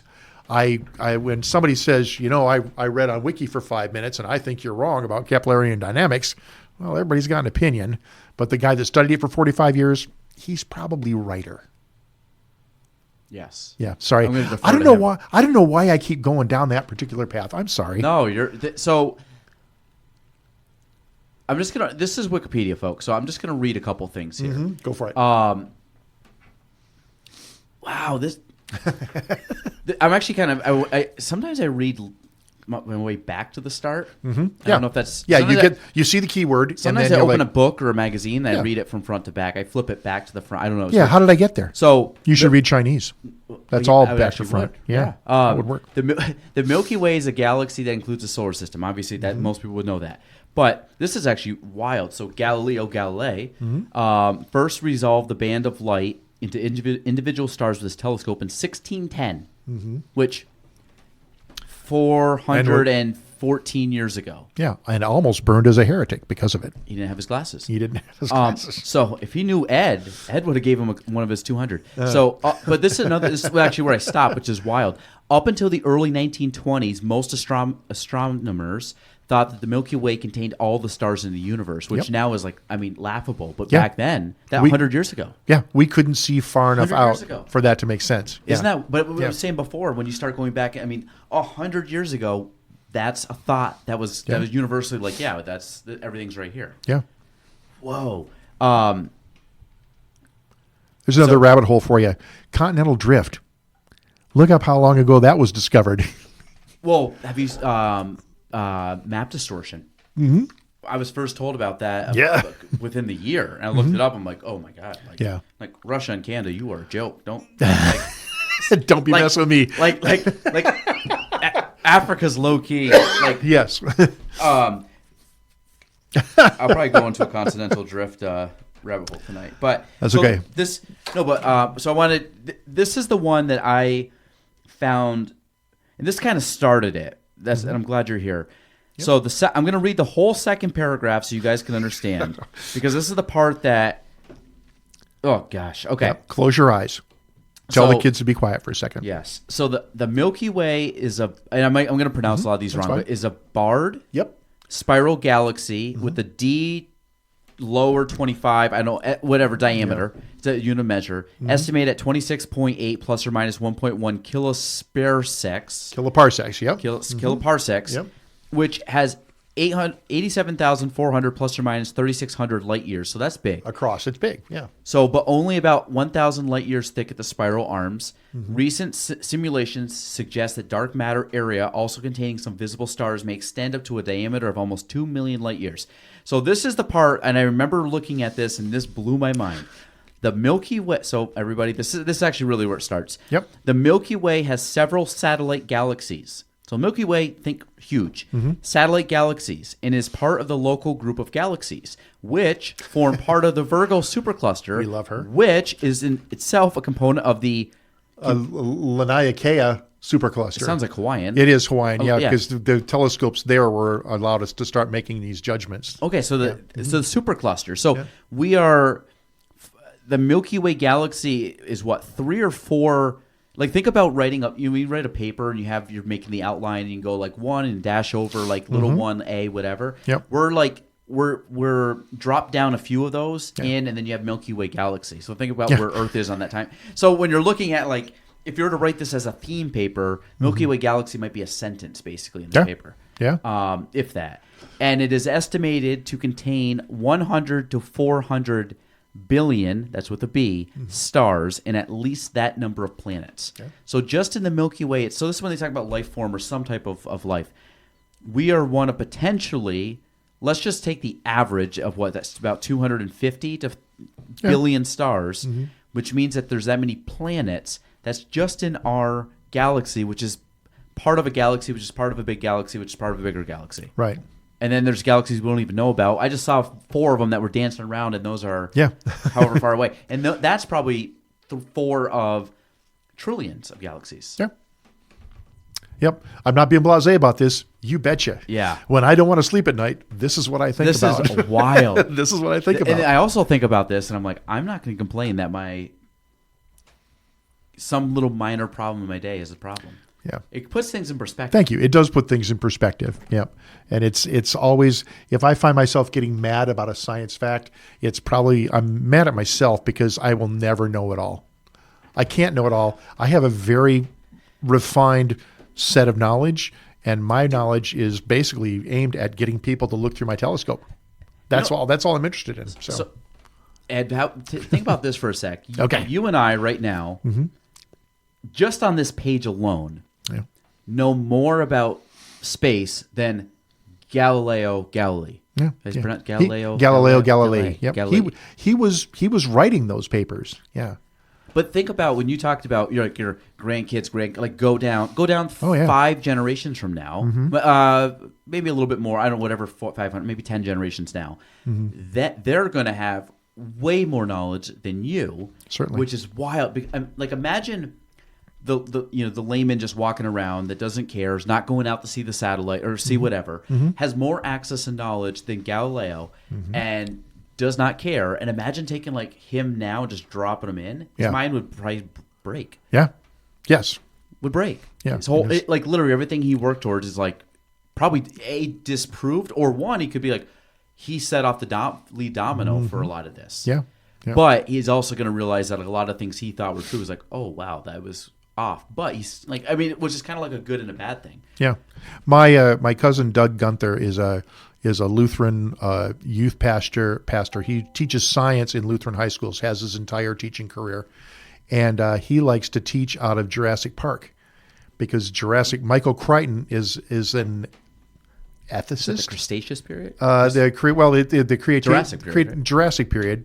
But what he's talking about is that people they're always making new discoveries on the shoulders of giants. Yeah. Right? The guy who makes the dinosaurs, he didn't know about DNA. He didn't discover DNA. He just said, I want to make a dinosaur. And so these giants that are below him, he's standing on their shoulders and doing stuff.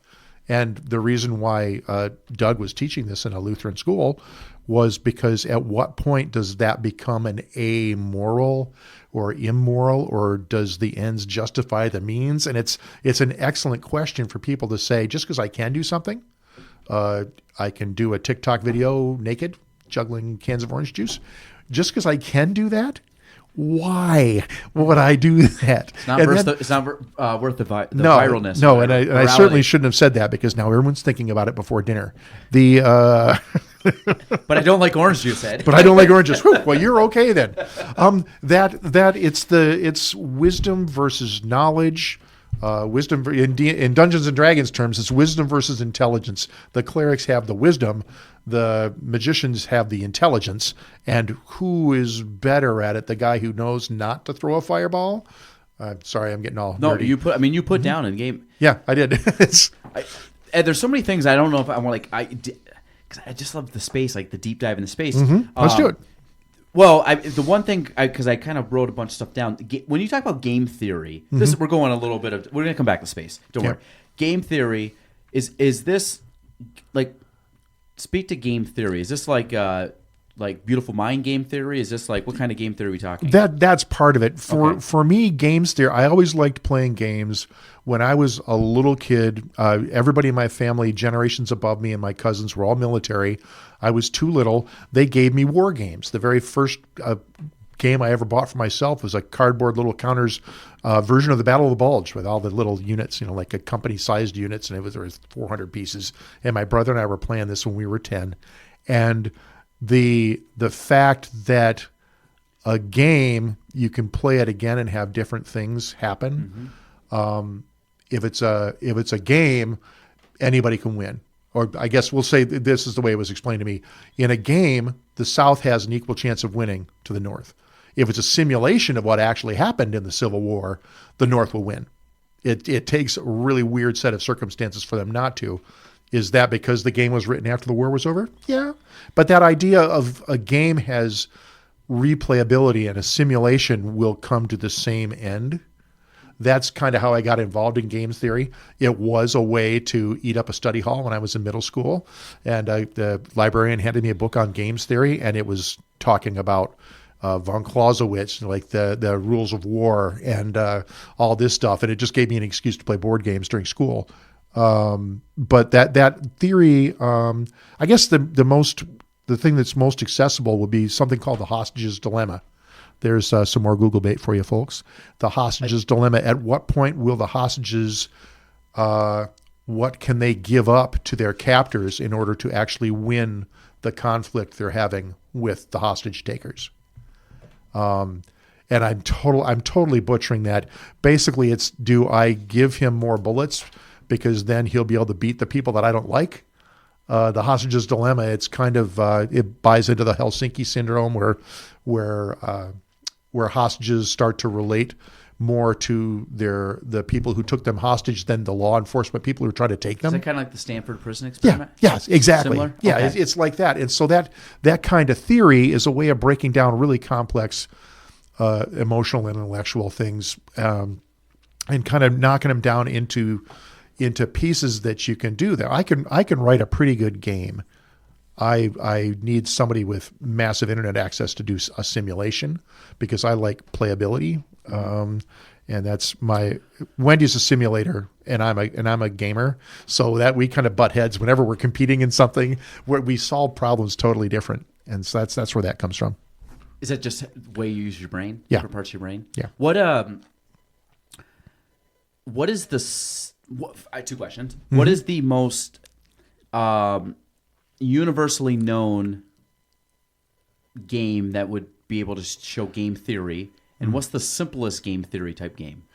Wow. I just started playing something called Pente, which was a kind of based on a Roman game, or Go. People have heard of Go, and it's you're laying pebbles down on a grid board, and how you play those pebbles decides whether you take your opponent's stones off the board or something. It's like Mancala? Yeah, like Mancala. Yeah, Yeah, I love that game. It's in that same category. The question is, what's the most complex? I don't know. I want to say no complex. Like what's the one that you could point to say like this is the most popular? I should say. Oh, okay. I don't consider it a game, but some things like Candy Crush, those little time burners you get on your phone, it's just like, just matching up rolls. They're super popular. They're super easy. There's not a lot of deep thought going on in them, and they bore me to tears.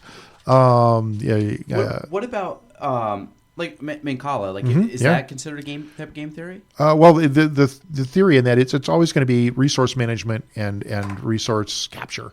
So that's how you win, by taking stuff from the other guys. But you also have to play out, because if you lose all your chips and someone kind of hedges all the ones on their side, they get to take them all. Yeah. I've been playing it with my son, and it's fun. Nice. And he's 6, but he can understand it a little bit. Sometimes he's, sometimes I kind of nudge him like, no, do this, because then he'll pull them all from me. But it's a very simple game. Yeah. But there's strategy to it. Yeah. And so like my favorite types of games, I feel like I'd be similar to you. Like I loved Risk. I loved I played a game with my wife and in-laws and my brother-in-law, who's an epidemiologist. Oh wow. Pandemic. Pandemic. I know Pandemic. Oh my God. And we played it December of 2019. Yeah, there you go. Yeah, that's and it was we played it and we're like, oh, Pandemic, blah blah blah, and not even thinking about it. Yeah. That game. It's a little on the nose. Yeah. Well, very timely when we played it, unbeknownst. But the crazy thing about it, that game can stress you out.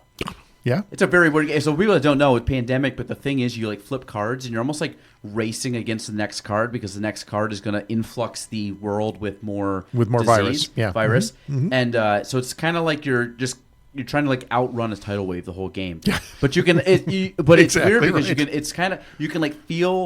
you can feel like this pressure coming by the flip of the cards, because it's like you're dodging bullets and everybody's got like a skill set. Yeah. It's but that was a fun game. Yeah. And I got into that. It's also a game though, like half the people were really into it, half people were kind of like couldn't like balance it. They look at it and say, "Yikes!" Yeah. Well, some people got it, but then they didn't really understand the strategy. And there's people that understood the strategy.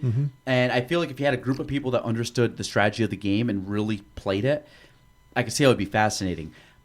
I do like those games though, because they make you think. I like logic puzzles. I like things that make me think. But I do like simple games. Like I grew up playing soccer, Yeah. And soccer is a very simplistic game, and because soccer is simple in the like, let's take football, let's take basketball. There's a lot of rules. Yes. There's different like little nuances and timeouts and how many people to shoot there. Soccer's pretty basic. Like, I can give you the rules and like you can know the rules pretty quick. But because you know the rules really quick, then you start going into how many different levels of strategy and how complex can you get the strategy in a very simplistic game? Yeah. Because it allows for very complex, like a dance amongst a very simple game. And this is why you look at people that are like the professional ranks and people that have just followed the sport for decades, their level of just little nuances where we're just like, yeah, you just got to go kick it in that net. Right. But then they're like, yeah, but but there's constraints. If you only have 11 players, this is the size of the field, this is the size of the ball, all this stuff. Here's the couple rules, but within those parameters, you come up with strategy. Yeah. And it's fast. I've always found that fascinating how you can take a very simplistic thing and for the person that really, really understands it, you can go to such a deep level of knowledge in the game where on the outside it's like, oh, they're just running around kicking the ball. But then when you start to see the patterns, you're like, oh, there's more to it. Yeah. And I feel like that's a lot of when you start to understand games and start to and this could be a simple game as like Uno. You start to kind of understand how you can like play. Yeah. I played a Rumicube. Was it Rumicube? The tiles? Yep. I played that with my wife, and my wife's very competitive, and I'm competitive, but not that competitive. And so we were playing, and we were playing this game. You've told me golf stories, okay? Yeah, but we're playing this game, and I latched onto the strategy real quick. And one of the things is you don't have to play your hand. So I ended up just like collecting my tiles where she was going and she was like, I'm crushing them. Meanwhile, I was just compiling all my stuff basically face down. And then when it came time to like reveal, I basically just revealed 20 chips, like ding, ding, ding, ding, ding, ding, ding, ding, and one. And she was so mad at me. But I was like, but I for some reason, my brain latched on to the rule of you don't have to play the chips. I was like, wait, I don't have to play. The more I play, I actually give her more outs to get her chips gone. So I'm just going to keep collecting because I still have them on the board. And then I'm almost playing 2 games while she's playing just the one. So I was kind of playing like 2D versus 1D or 2D versus 3D, whatever. But that was just my mind had latched on to just that one little simple aspect. It made an intuitive leap. Yeah. You saw something and your brain hooked onto that and said, wait, if I do this, I do this. But it was a very simple game. I mean, that was only like probably my second or third run through a game. When you find people that really like draw into a strategy and can really play it, it's like chess. Yeah. Chess is a very simple game. Like, here's how you can move the things. And then it's like, but now play it. Yeah, so checkers to chess or Mancala to Othello to checkers to chess. Yeah, it's that layering of complexity. And I don't think those games happened, we'll call them the higher level of that game. I don't think those happened because people got bored with checkers. They said, I think if we make this piece do this and this piece do this, it'll be something else. That's not how that developed. But that thought and that theory, that's what I really find interesting. And conversely, when I see a new game, I don't want to read the rules. Yeah. My daughter's a librarian. My wife's a history professor. They want to read the rules. They want to work the rules. And I sit there and I just kind of feel. And it's frustrating to them because they're like, you don't know the rules. And I said, yeah, but if I do this, I do this. And they'll get mad at me. But then here's the flip side of that. I'm not going to call myself a giant, but standing on the shoulders of that interaction, then they go out and they learn how to beat me.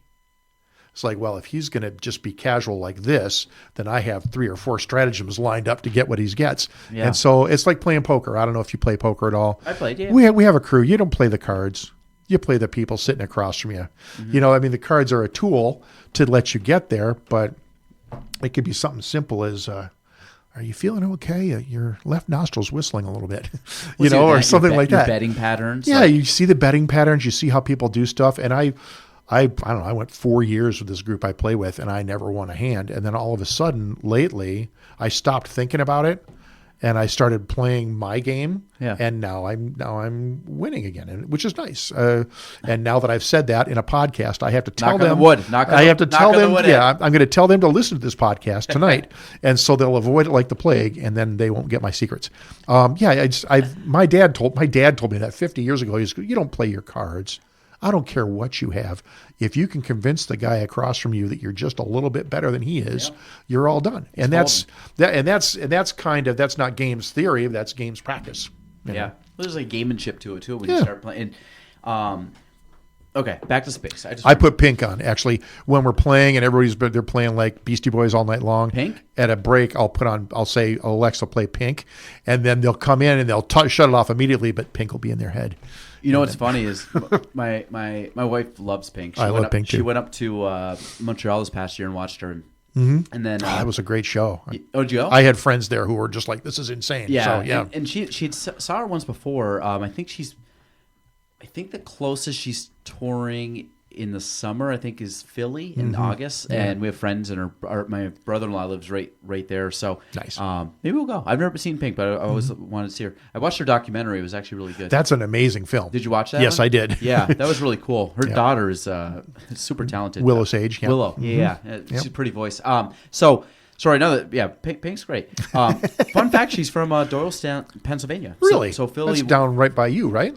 Didn't your family come from down there? Or you always... No. My brother-in-law lives, actually, one of my wife's best friends lives in Doylestown. My brother-in-law got married in Doylestown, but he's just outside of Philly now. I forgot, but going towards the Doyle. He's a half hour.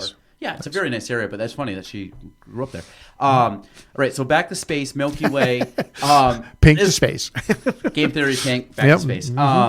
So the... Actually, fun fact too. Pink, the singer, people thought her hair was pink because of the hair color. I looked it up. She's named Pink because of, I think it was a character named Mr. Pink. Is that that's my understanding? Yeah. Oh, so so she was in. But again, Wikipedia, anybody can write anything. But yeah, But she was in a girl band or something previous, and they said that she acted like this Mr. Pink guy, who I guess was some type of like. I don't know, like mobster, like back in the day, and tough guy, like a tough guy, and that's how she got it. So she called herself Pink, which is weird. But it's okay. I mean, but I never would have gotten that. She's just misunderstood. Yeah, that's it. Her second album, Misunderstood. My kids love Never Not Gonna Dance Again. So that's been played a lot on the in the kitchen for dance parties. So so Milky Way galaxy. So the Milky Way again. We're going back. It's obviously this is. Crazy big thing. So when you look at, because I want to finish off again with the totality here. So with the eclipse. So when we look at an eclipse, we have a moon. There's obviously eclipses that happen all over space. There's got to be, and some variation of it. Because we have we have the sun, the soul, whatever. But when you look at these other stars out there, which are all their version of a sun. Or I guess the sun's a star, so stars. They're obviously making some type of eclipses all over the place because there's planets and moons everywhere. Yeah. You don't have to go that far. Go to Jupiter. I've watched transits, so you can watch the moon go across the face of Jupiter if your telescope is big enough and then that is clear enough. The last time I lost an eyelash, it was super cold. That means there's no moisture in the air, no light pollution because there's nothing for the light to reflect off of. I was out there and I stared at this and I watched Io go in front of Jupiter. If you ever look at Jupiter, you'll see the four bright Galilean moons if they're all off to the side. And those moons are bright enough and they're big enough that you can see them moving around. But when they go in front of Jupiter, Jupiter's light just washes them out. You can't see the moon, but you can see its shadow on the surface of Jupiter. And that's that for me. And so when something moves... go ahead. Look at there it is. Yeah. Wow. Yep, New Horizons, Ganymede. Yeah, Ganymede is crossing. Yeah, that's exactly what I was describing. Literally, the Wikipedia for Jupiter is this. Wow. It shows a picture of Ganymede going across, and they have all sorts of moons, but the four big ones, you can see I think that's actually Ganymede's shadow there. I don't think that's actually the moon, but yeah, it's the shadow cast by Ganymede. So Ganymede is out of screen, and that's the shadow of it going across. So underneath that moon, they would be seeing a total eclipse of the sun, where that shadow is.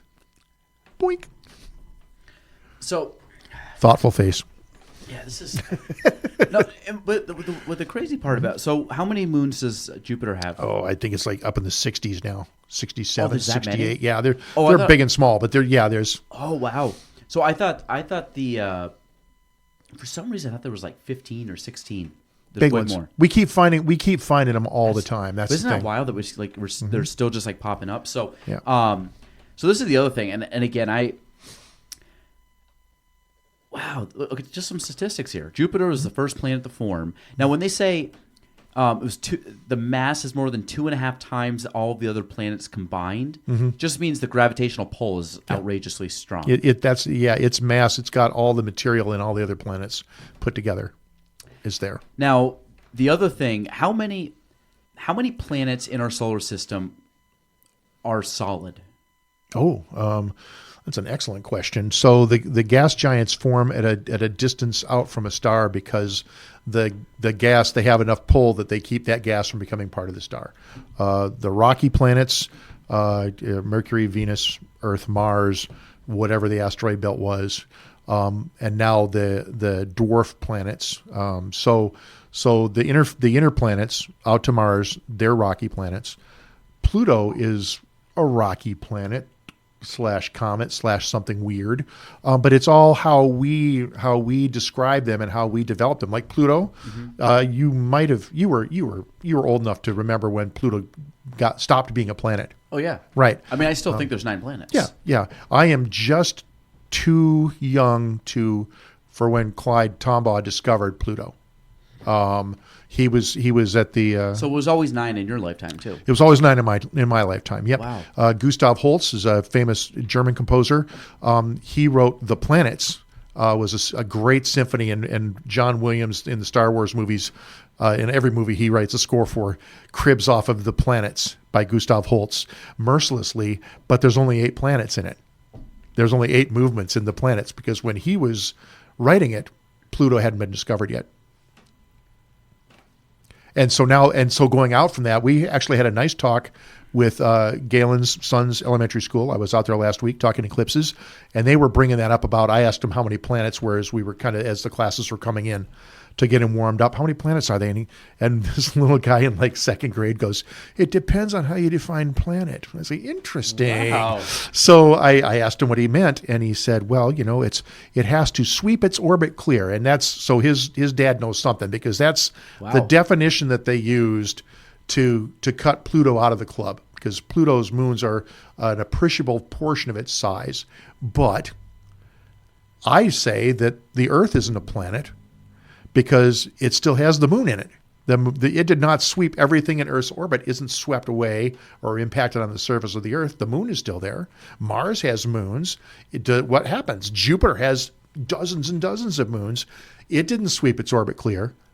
And then you get a lot of, in astronomy, especially in the higher levels, you get a lot of, well, actually, right? There's somebody has a fact they want to prove. So I guess what was the reason Pluto was just wiped out? They said it was too small. It was too small. It had 3 moons. It's oddly shaped. It's not spherical. There was a huge amount of discussion about this was it the American Astrophysics, at this convention.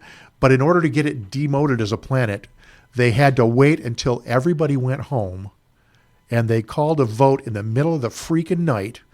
And the people in the room were pretty much packed in the Pluto haters. And that's how it got knocked out. And so, so funny. And it's just because somebody had an axe to grind. And now, if we're going to talk dwarf planets, there's 18, 19. All within our solar system. All within the solar system. Big asteroids like Ceres, Eris. And I think we're going to look at one. The probe that went out to Pluto is going by somebody else right now. These are dwarf planets, so they fall enough of the characteristics that they're calling them planets, but they're dwarf, which I don't think is polite. But that's just me.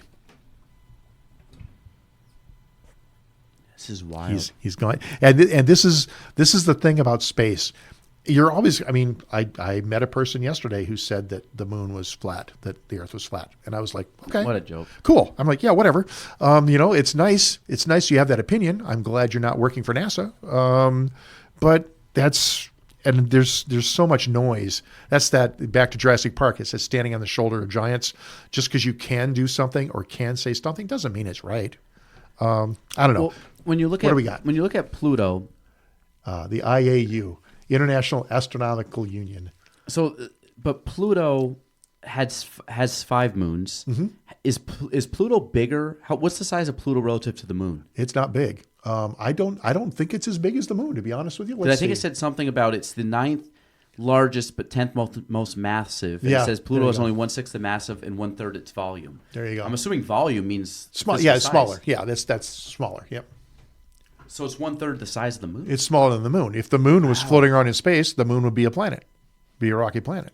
Is our moon bigger than all the other moons? No, the ones around Jupiter. I was going to say, because isn't Titan the biggest one? Yeah, Titan's the biggest one. Yeah.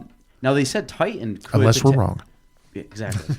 400 years from now, I'll be like Galileo. I'll be like, what the heck? Yeah, if they're listening to us 400 years from now, I think that's a win, Galen. We did something That's right. a win We for the did Galen something Trombley right. show. You bet. That's absolutely. This might not even make it next week, folks. But but when we look at because I think the crazy thing is, and when you start again, I'm going to keep going back to just like the size and just that it's like beyond our scope of imagination. Like Jupiter is huge. I mean, absolutely huge. Yeah. And we can see it because right here's a good little description where we're basically. It would be like taking like a little tiny ball, like a little marble, and putting it up against like one of those big beach balls. Mm-hmm. And that's probably the Earth to the side if you were to go scale wise to Jupiter. Yeah. Jupiter is similar to the sun, just in that ratio. And then when you see it get bigger and bigger and bigger. Mm-hmm. Actually, Ed, have you ever seen, I might have told you, if not, you should watch this, the time lapse of the future? No. Have you seen that video? No. Oh, Ed. This is going to be... He's going to blow my mind. Well... So I've mentioned this before on the podcast, and I'm gonna bring it up for you. We're not gonna watch it because it's a half hour long. But Ed, this is. Oh, I mean, this is. I'm just letting you. This. Go ahead with what you're doing. Somebody who interviewed me last week wants to interview me again, and they're pestering me right now. They've hit me 3 times. So no, but this is. Okay, so I'm just gonna show you this very quickly because I've done the. Okay. MailChimp's AI auto-generates emails and Okay, so this right here has been seen by 99 million times. So 99 million times? Million views. So the one thing that it's called Time Lapse of the Future. I've mentioned this before. If not, if you got a half hour, it's well worth a half hour. Okay. Sit down, just relax. A Journey to the End of Time. It's by the person that came up with it. He's got some other cool videos. It's called Melody Sheep. That's the name of the Melody Sheep. Melody okay. Sheep, right over right here. Okay. So, gotcha. What happens is the experience takes us on a journey to the end of time, trillions of years into the future, to discover what the fate of our planet and our universe may ultimately be. And this is based off of like science that we might know. And he kind of puts a disclaimer saying, "This is what we know now. You know, just kind of take it for what it is, but this is our, what we think might happen." So it starts off with a clock. I think it's every 5 seconds, the time doubles. So you can see over the course of a 30-minute video how many times time doubles. Well, 1 going to 2, 2 to 4, it's exponential. Right. So you can see that this jumps up very quickly. So at the bottom, I'm going to play a minute of the 30 minutes. Okay. And what you're going to see in the bottom, you're going to see a timer going up, and the timer is telling how far into the future, and it's simulating what is going to happen in the future. Nice. And the crazy thing is, it's a half-hour video. I think you get to the point where you're probably like 3 minutes into the video, and you're like, what else is there? And I'm like, there's still 27 more minutes of this video. So Excellent. I really want you to watch this because I think will. you will enjoy this. But we'll watch the first minute or so. See if I can get some sound. Whoops. So right here.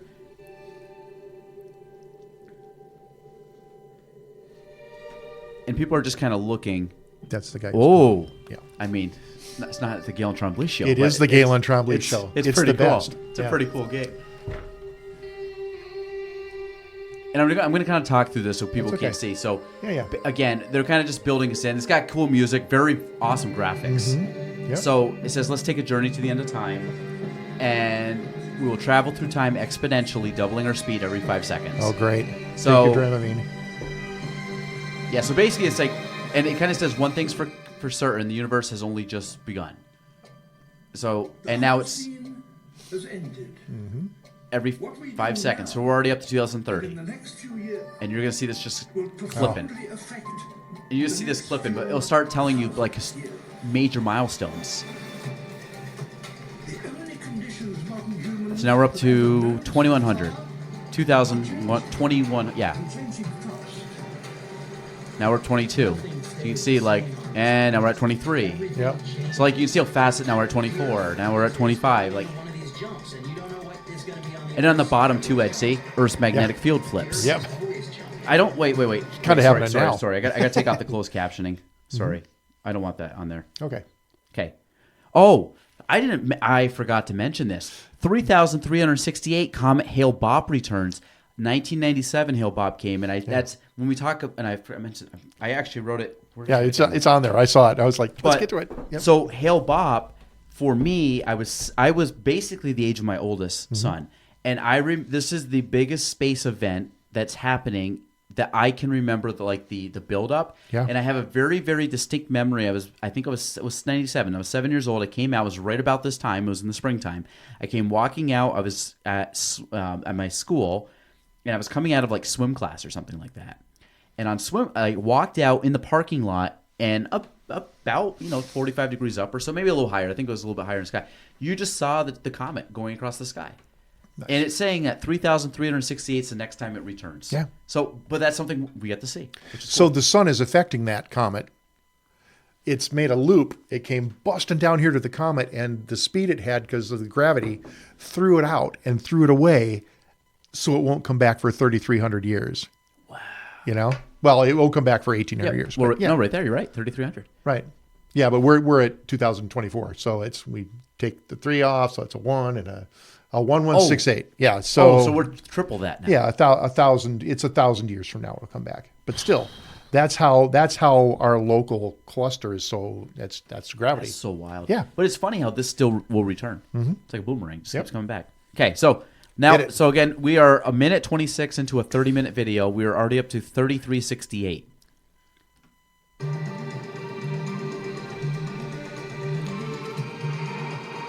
So, like, we're already up into the 6,000s. Sea level rises. Yeah, I saw that movie. Yeah. everything is turning. Asteroid hits. Antares goes Antares, supernova. yep. Sahara becomes tropical. There you go. The desert becomes tropical. Constellations begin to wander. Now we're at 35,000. Right. Voyager passes a nearby star. Yeah, Wait, it finally gets so- to the next star at the speed it's traveling Wow. in 30,000 years. When was that launched? In the 70s. Oh my God. Yeah. And that will just continue to go forever. It's just going to go. That's ballistics. Yeah, we're not pulling on it hard enough to bring it back. So, And we probably can at this point. no, they're still talking to it. They keep finding ways to rewrite the computer programs they wrote in 1970 to make it do other things to us. I guess they just got it talking to them again. So. How far out is it right now? It's not beyond the heliosphere, which is the place where our solar weather stops, but it's getting there.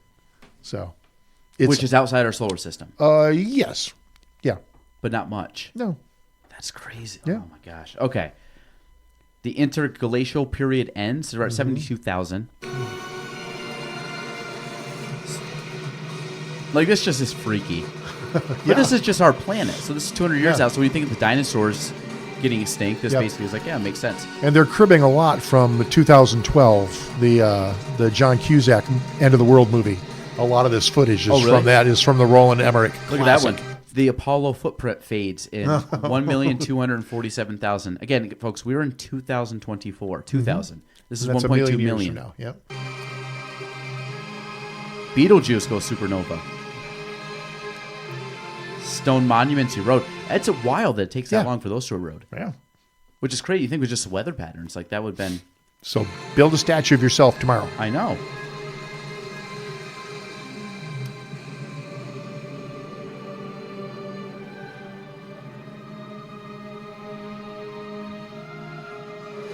That's crazy. Yeah. Saturn's ring vanishes. Mars gets a ring. Antarctica melts. So I'm going to stop. Geologic time, cosmic time, and that's the projection. So we were talking about games versus simulations. Yeah. This is their simulation of what's going to happen. Everything we do can change that. Yes. You know, as far as whatever, you know. And the thing is that that's 60 right now. We are 2 minutes and 44 seconds into a 29-minute video, and we are at 63 million. I'm going to round up because we're at 63.9 million years into the future. Mm-hmm. Yeah. We're actually 63,963,000 years into the future. So I'm just going to let you like ponder this at some point in time. I'll be there. I'll watch it. But this is 30 minutes. I've watched it probably 3 times full. It is amazing. It is freaky. Yeah. I mean, it's freaky, and then it gets to the point where like the numbers down there. It just stops having meaning, doesn't it? Because you're not going to be there to see it. It is. Yeah. Well, I mean, I'm not gonna. I don't think I'm gonna see the first. I think my time lapsed out in the first like 15 seconds of the video. Don't sell yourself short. You know, well, I'm hoping modern technology and medicine keeps me alive to see at least maybe the 2100s. There you go. Ed, for I could keep you here all night. I really could. Cause It's this okay. is, We'll do it again. This is. I'm so fascinated with this stuff. Yeah. You know what? We usually touch on more topics, but this is like such a prominent like. There's a big deal. Like it's a big deal happening. Yeah. You want to do like a rapid fire answer for a couple of minutes? What do you want to touch on? I'll just do 2-word answers. This is where like word association. Yeah. Okay. I'm just gonna. This might be.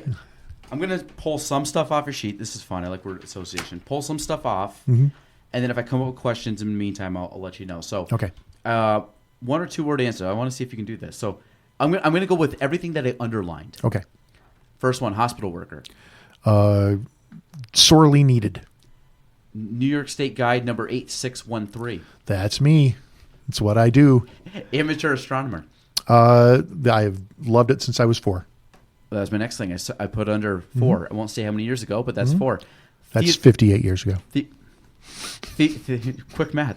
Theater roadie. Yeah, I met my wife. Lost my kidney, found a wife. Lost your kidney, met a wife. Okay. Yeah, pancreas. Lost my pancreas, found a wife. Yeah. Ferryman. Love working on the boats. I know some of these. I'm just going to throw them out there. BFA in Design and Tech Theater. That's how I got to be a roadie. It was better than military science. Astronomy. All I'm going to say is, yep. Sign me up. April 8th. Then I got games theory. I love playing games. I play them all the time. I taught my kids to play games. Now they beat me regularly. Performance. That's, I think, game theory and performance. Stars and planets. We know. Yep. Oh, trivia contests. Are you good at them or you just like them? I'm good. I'm good at them when I'm not thinking about it. I go to these trivia nights and people have like binders that they study. I had for a long time. When I read something, it was in my head, so I could play trivia. And but I got to the point when I was in college that people would come gunning for me at trivia nights, and it was just so stressful. Like we're playing Trivial Pursuits. And, you know, there's the question. They start ganging up on you. Yeah, they start ganging up and they're like, how can you know that? And they start fact checking. And it's like, I'm not always right. I'm always certain. But this kind of stuff I know. Like turkeys can fly. Not domestic turkeys, but turkeys can fly. That was always the fight. And my wife, when she was my girlfriend, hated trivia contests with me because she'd be certain about something and I'd be like, well, actually, it's... You dig your heels in. Oh, yeah, absolutely. And I'd be right. So I have to really take...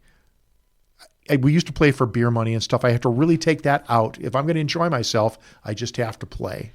Do you like Jeopardy? I love Jeopardy. Okay. Yeah. So you were like the Ken Jennings of Jeopardy. Yeah, I mean, no. but I'm saying like Ken is a freak. No offense, Mr. Jennings. You're a freak. He was. Yeah. I got really like when James Holzhauer or whatever his name was just big money all the way through. Yeah. I watched it every night. I was like, I got to put Jeopardy on. And then he lost, and I kind of lost, but now I'm coming back to it, and now they made Ken the official host of Jeopardy. Nice. Well, there you go. So it's like a cool kind of full circle moment. Rock climbing. I love to rock climb. Did I know that? I don't know. I'm a tier 1 rock climbing guide, so that means I can do lead climbing. I don't. I love teaching people how to rock climb. That was my single best therapeutic interaction with kids when I was working for a therapeutic counselor. Is you get some raging, gross kid and take them rock climbing, or an anxious kid and take them rock climbing. Totally changed their life. We'll go. I'm gonna keep. I just some bought of some. these. I bought some new gear. I don't know if my hands are sweaty already thinking of it, but no, I'm just saying I forgot about that because I wanted to ask you a bunch of questions. I'm not Alex Honnold free solo. I'm not that guy. I'm not the guy that goes up El Capitan. But well, that's the one I watched, and my Yeah. background actually for the longest time used to be El Capitan, and my hands Yep. like sweat just thinking of it. Yeah, me too. I've watched the one about the North Face wall. I've watched a lot of. No. 80 to 120 feet. That's about my limit. So, But I still like the idea behind it. So, Yeah. God, okay, I'm gonna save some of these questions for Okay. later. Eclipse on April 8th. There, I got that. Angry political amateurs. the people who are just saying that their person is right and nobody is right. Yeah. And it's just the trolls. Yeah. The troll culture we have right now is killing me. I think I saw the other day. You can actually. This might have been Instagram. You can take off, or there's a filter for political stuff that you can take off, or you just don't see it. Yeah. Which I got to put on. It takes off the stuff that Facebook doesn't think you should see. It's still like, well, this is what we want them to see. Yeah. I'm not a left. I'm not a right. I'm a moderate. I don't understand how anybody can say I will kill somebody who doesn't agree with what I agree with, and then I will say so I can kill you. Well, no, that's not what I said. Well, I mean that's the world we live in. There's a lot of very. I don't like. I'm not a big. I really like politics. The thought of politics. I don't like the way current politics is playing it. Absolutely. So I would say I'm a very I love the historical aspects of politics. I love election night. I love seeing how it's like. I love the democracy aspect of it. People working together for the common good. The common I love good the is setup. gone. Yes, and yes. So I think Yeah. we're very similar there. Yeah. Fighting words and calming words? Question mark. Was that in reference to the? That's angry- to that and the trolling. These people who come in and say your electric car is going to strand you in the mountains. You're going to die. It's like, why are you doing that? I saw fighting words and calming words. I was like, however you want it. And I don't know which way you want that it. was the thing. It's like, and it makes people angry. And I know when I used to get angry all the time, it really infuriated me when somebody'd come in and say, "Now let's look at this a different way." And I was like, "Ah!" But you have to. You can't go around fighting all the time. And this is all when I say as I've gotten older, which is funny because the next one you have is being an older gentleman. But as I've gotten a little bit older, my F's given has gone down. Yeah. And I don't care as much about stuff. And That's true. Not that I was always like pretty chill, but I've gotten to the point now where I'm like even more chill, where if someone doesn't, I'm like, you know what, you do you. I don't care. I really don't care. I don't push my opinion on people, except on this podcast where I just talk. Yeah, I love it. But you can not listen, so that's the cool thing about it. Yeah. Being an older gentleman. I'm 62 with a body of an 80-year-old right now. I'd say I'm doing medical exercise, so I'm getting my strength back after a couple of bad injuries, and it's just. But the other side of that is that when I was doing therapeutic counseling, is that a lot of the abusers in the 80s, 90s, aughties were guys that looked like me, 60 years old, overweight, gray hair. And so I think the guy that I worked with really liked me because I could relate to the kids and I could let them see that not everybody who's a middle-class white guy, middle-aged white guy is a threat. It's hard these days because, there's a lot of problems with our system we're trying to resolve, but I'm kind of the archetype when they say, "Oh, that's white guy privilege or whatever." And it's like, no, it's abuser privilege, and I don't do it. So that's why that gets me to the fighting words and calming words. It's like, what are you actually upset about? Some guy shortchanged you at a restaurant. Some guy called you a bad name. Let's deal with that because it wasn't me. Yeah. And I try to, it just has more interaction with people. I always find most people, if they get upset about something, random thing too, I just realized that South America has a big canal going through it now. Yeah. Like the ocean's basically splitting. Yeah, that fault line that runs under the Andes is broken free. Wow. That was a squirrel moment. Sorry, folks. That's okay. But I find that most people, and I'm the same way as everybody else, I've heard this recently, like you are a special snowflake. You're very similar to everybody else. But my thing is like most people that get upset, usually have some type of stressor on them that has nothing to do with you. It's just Yes. their way of coping with it. Yeah. And one of the things, I mean, being, we're both parents and different spectrums of the parenthood, but you've been through what I'm going through. Yeah. That like at that age, like their stressors are yelling or screaming or saying you're stupid or saying like I don't like you Yeah. and all this stuff. But it's just they don't know how to regulate their emotion. Then you get adults that you think like, okay, you're fully developed, you should know what you're doing, and you're going on keyboard warring against Yep. the people that are going to be traveling to see a cool cosmic event. So Yeah. It's all relative. Exactly. Ghosting. Oh, 2020 has a lot to answer for. I booked, and this goes to eclipses and weather and everything else. It just seems like ghosting in our culture is a lot more prevalent now. People just don't answer because I we wasn't have sure which way you're going with the ghosts, like ghosts, or like not talking to people. no, just saying I'm not going to deal with that.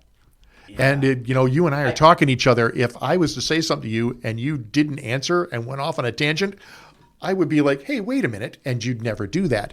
But I had 7 gigs booked last year. I had 4 weddings and 3 reunion style gigs booked last year in April. They were booked in April through the summer. And 5 of those canceled because of a 30-day weather forecast. That's why I put it on the list. Wow. They said, this weather forecast says there's a chance of rain that day, so we're not going to pay you to hold the date because just whatever. And that was the one who did that up front and just said, we're not going to do it. The other one's just vaporized. So, I'll speak a couple things on ghosting. Yeah. Number one, in my line of business, I get ghosted all the time. Sure. And not like, I shouldn't say all the time. It's just you kind of think about it more because it's more of a negative than a positive, so it Right. sticks in your mind more.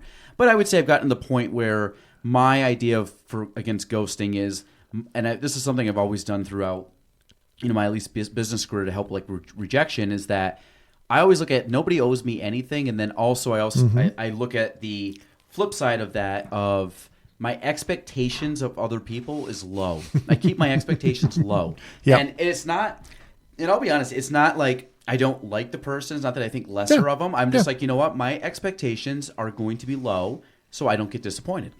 Yep. And then that's usually how I've dealt with it, and that's just something that I've always stuck in my head. I will say ghosting, though, I'm going to sound like a massive hypocrite here because I say I very, very, very, very, very rarely cancel on people unless I'm sick, and I was sick last week. And I was exactly. like, you did not ghost on me. That's not why I wasn't put that on ghosting. there. Actually, like instead of not showing up and Ed's going to be waiting at the door, I'm going to at least tell him I'm not going to show up. Yeah. So, but I'm one, if I try to, like if I was saying, hey, I got a gig and I'm going to have you hold the gig or whatever.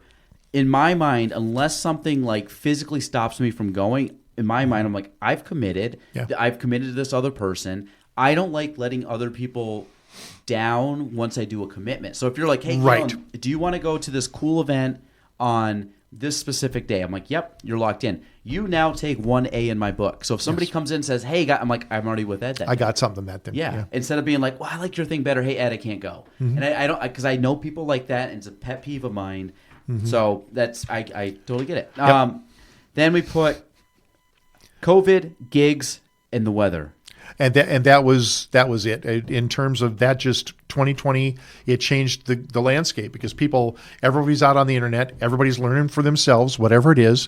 But there you can't change the weather, and that was booking in gigs for people and them saying, hey, I really want you on the 27th of May, and I say terrific, and then I don't hear from them again. Yeah. And I always send a week ahead follow up, and I've changed that policy since, saying, are we still doing this in 7 days?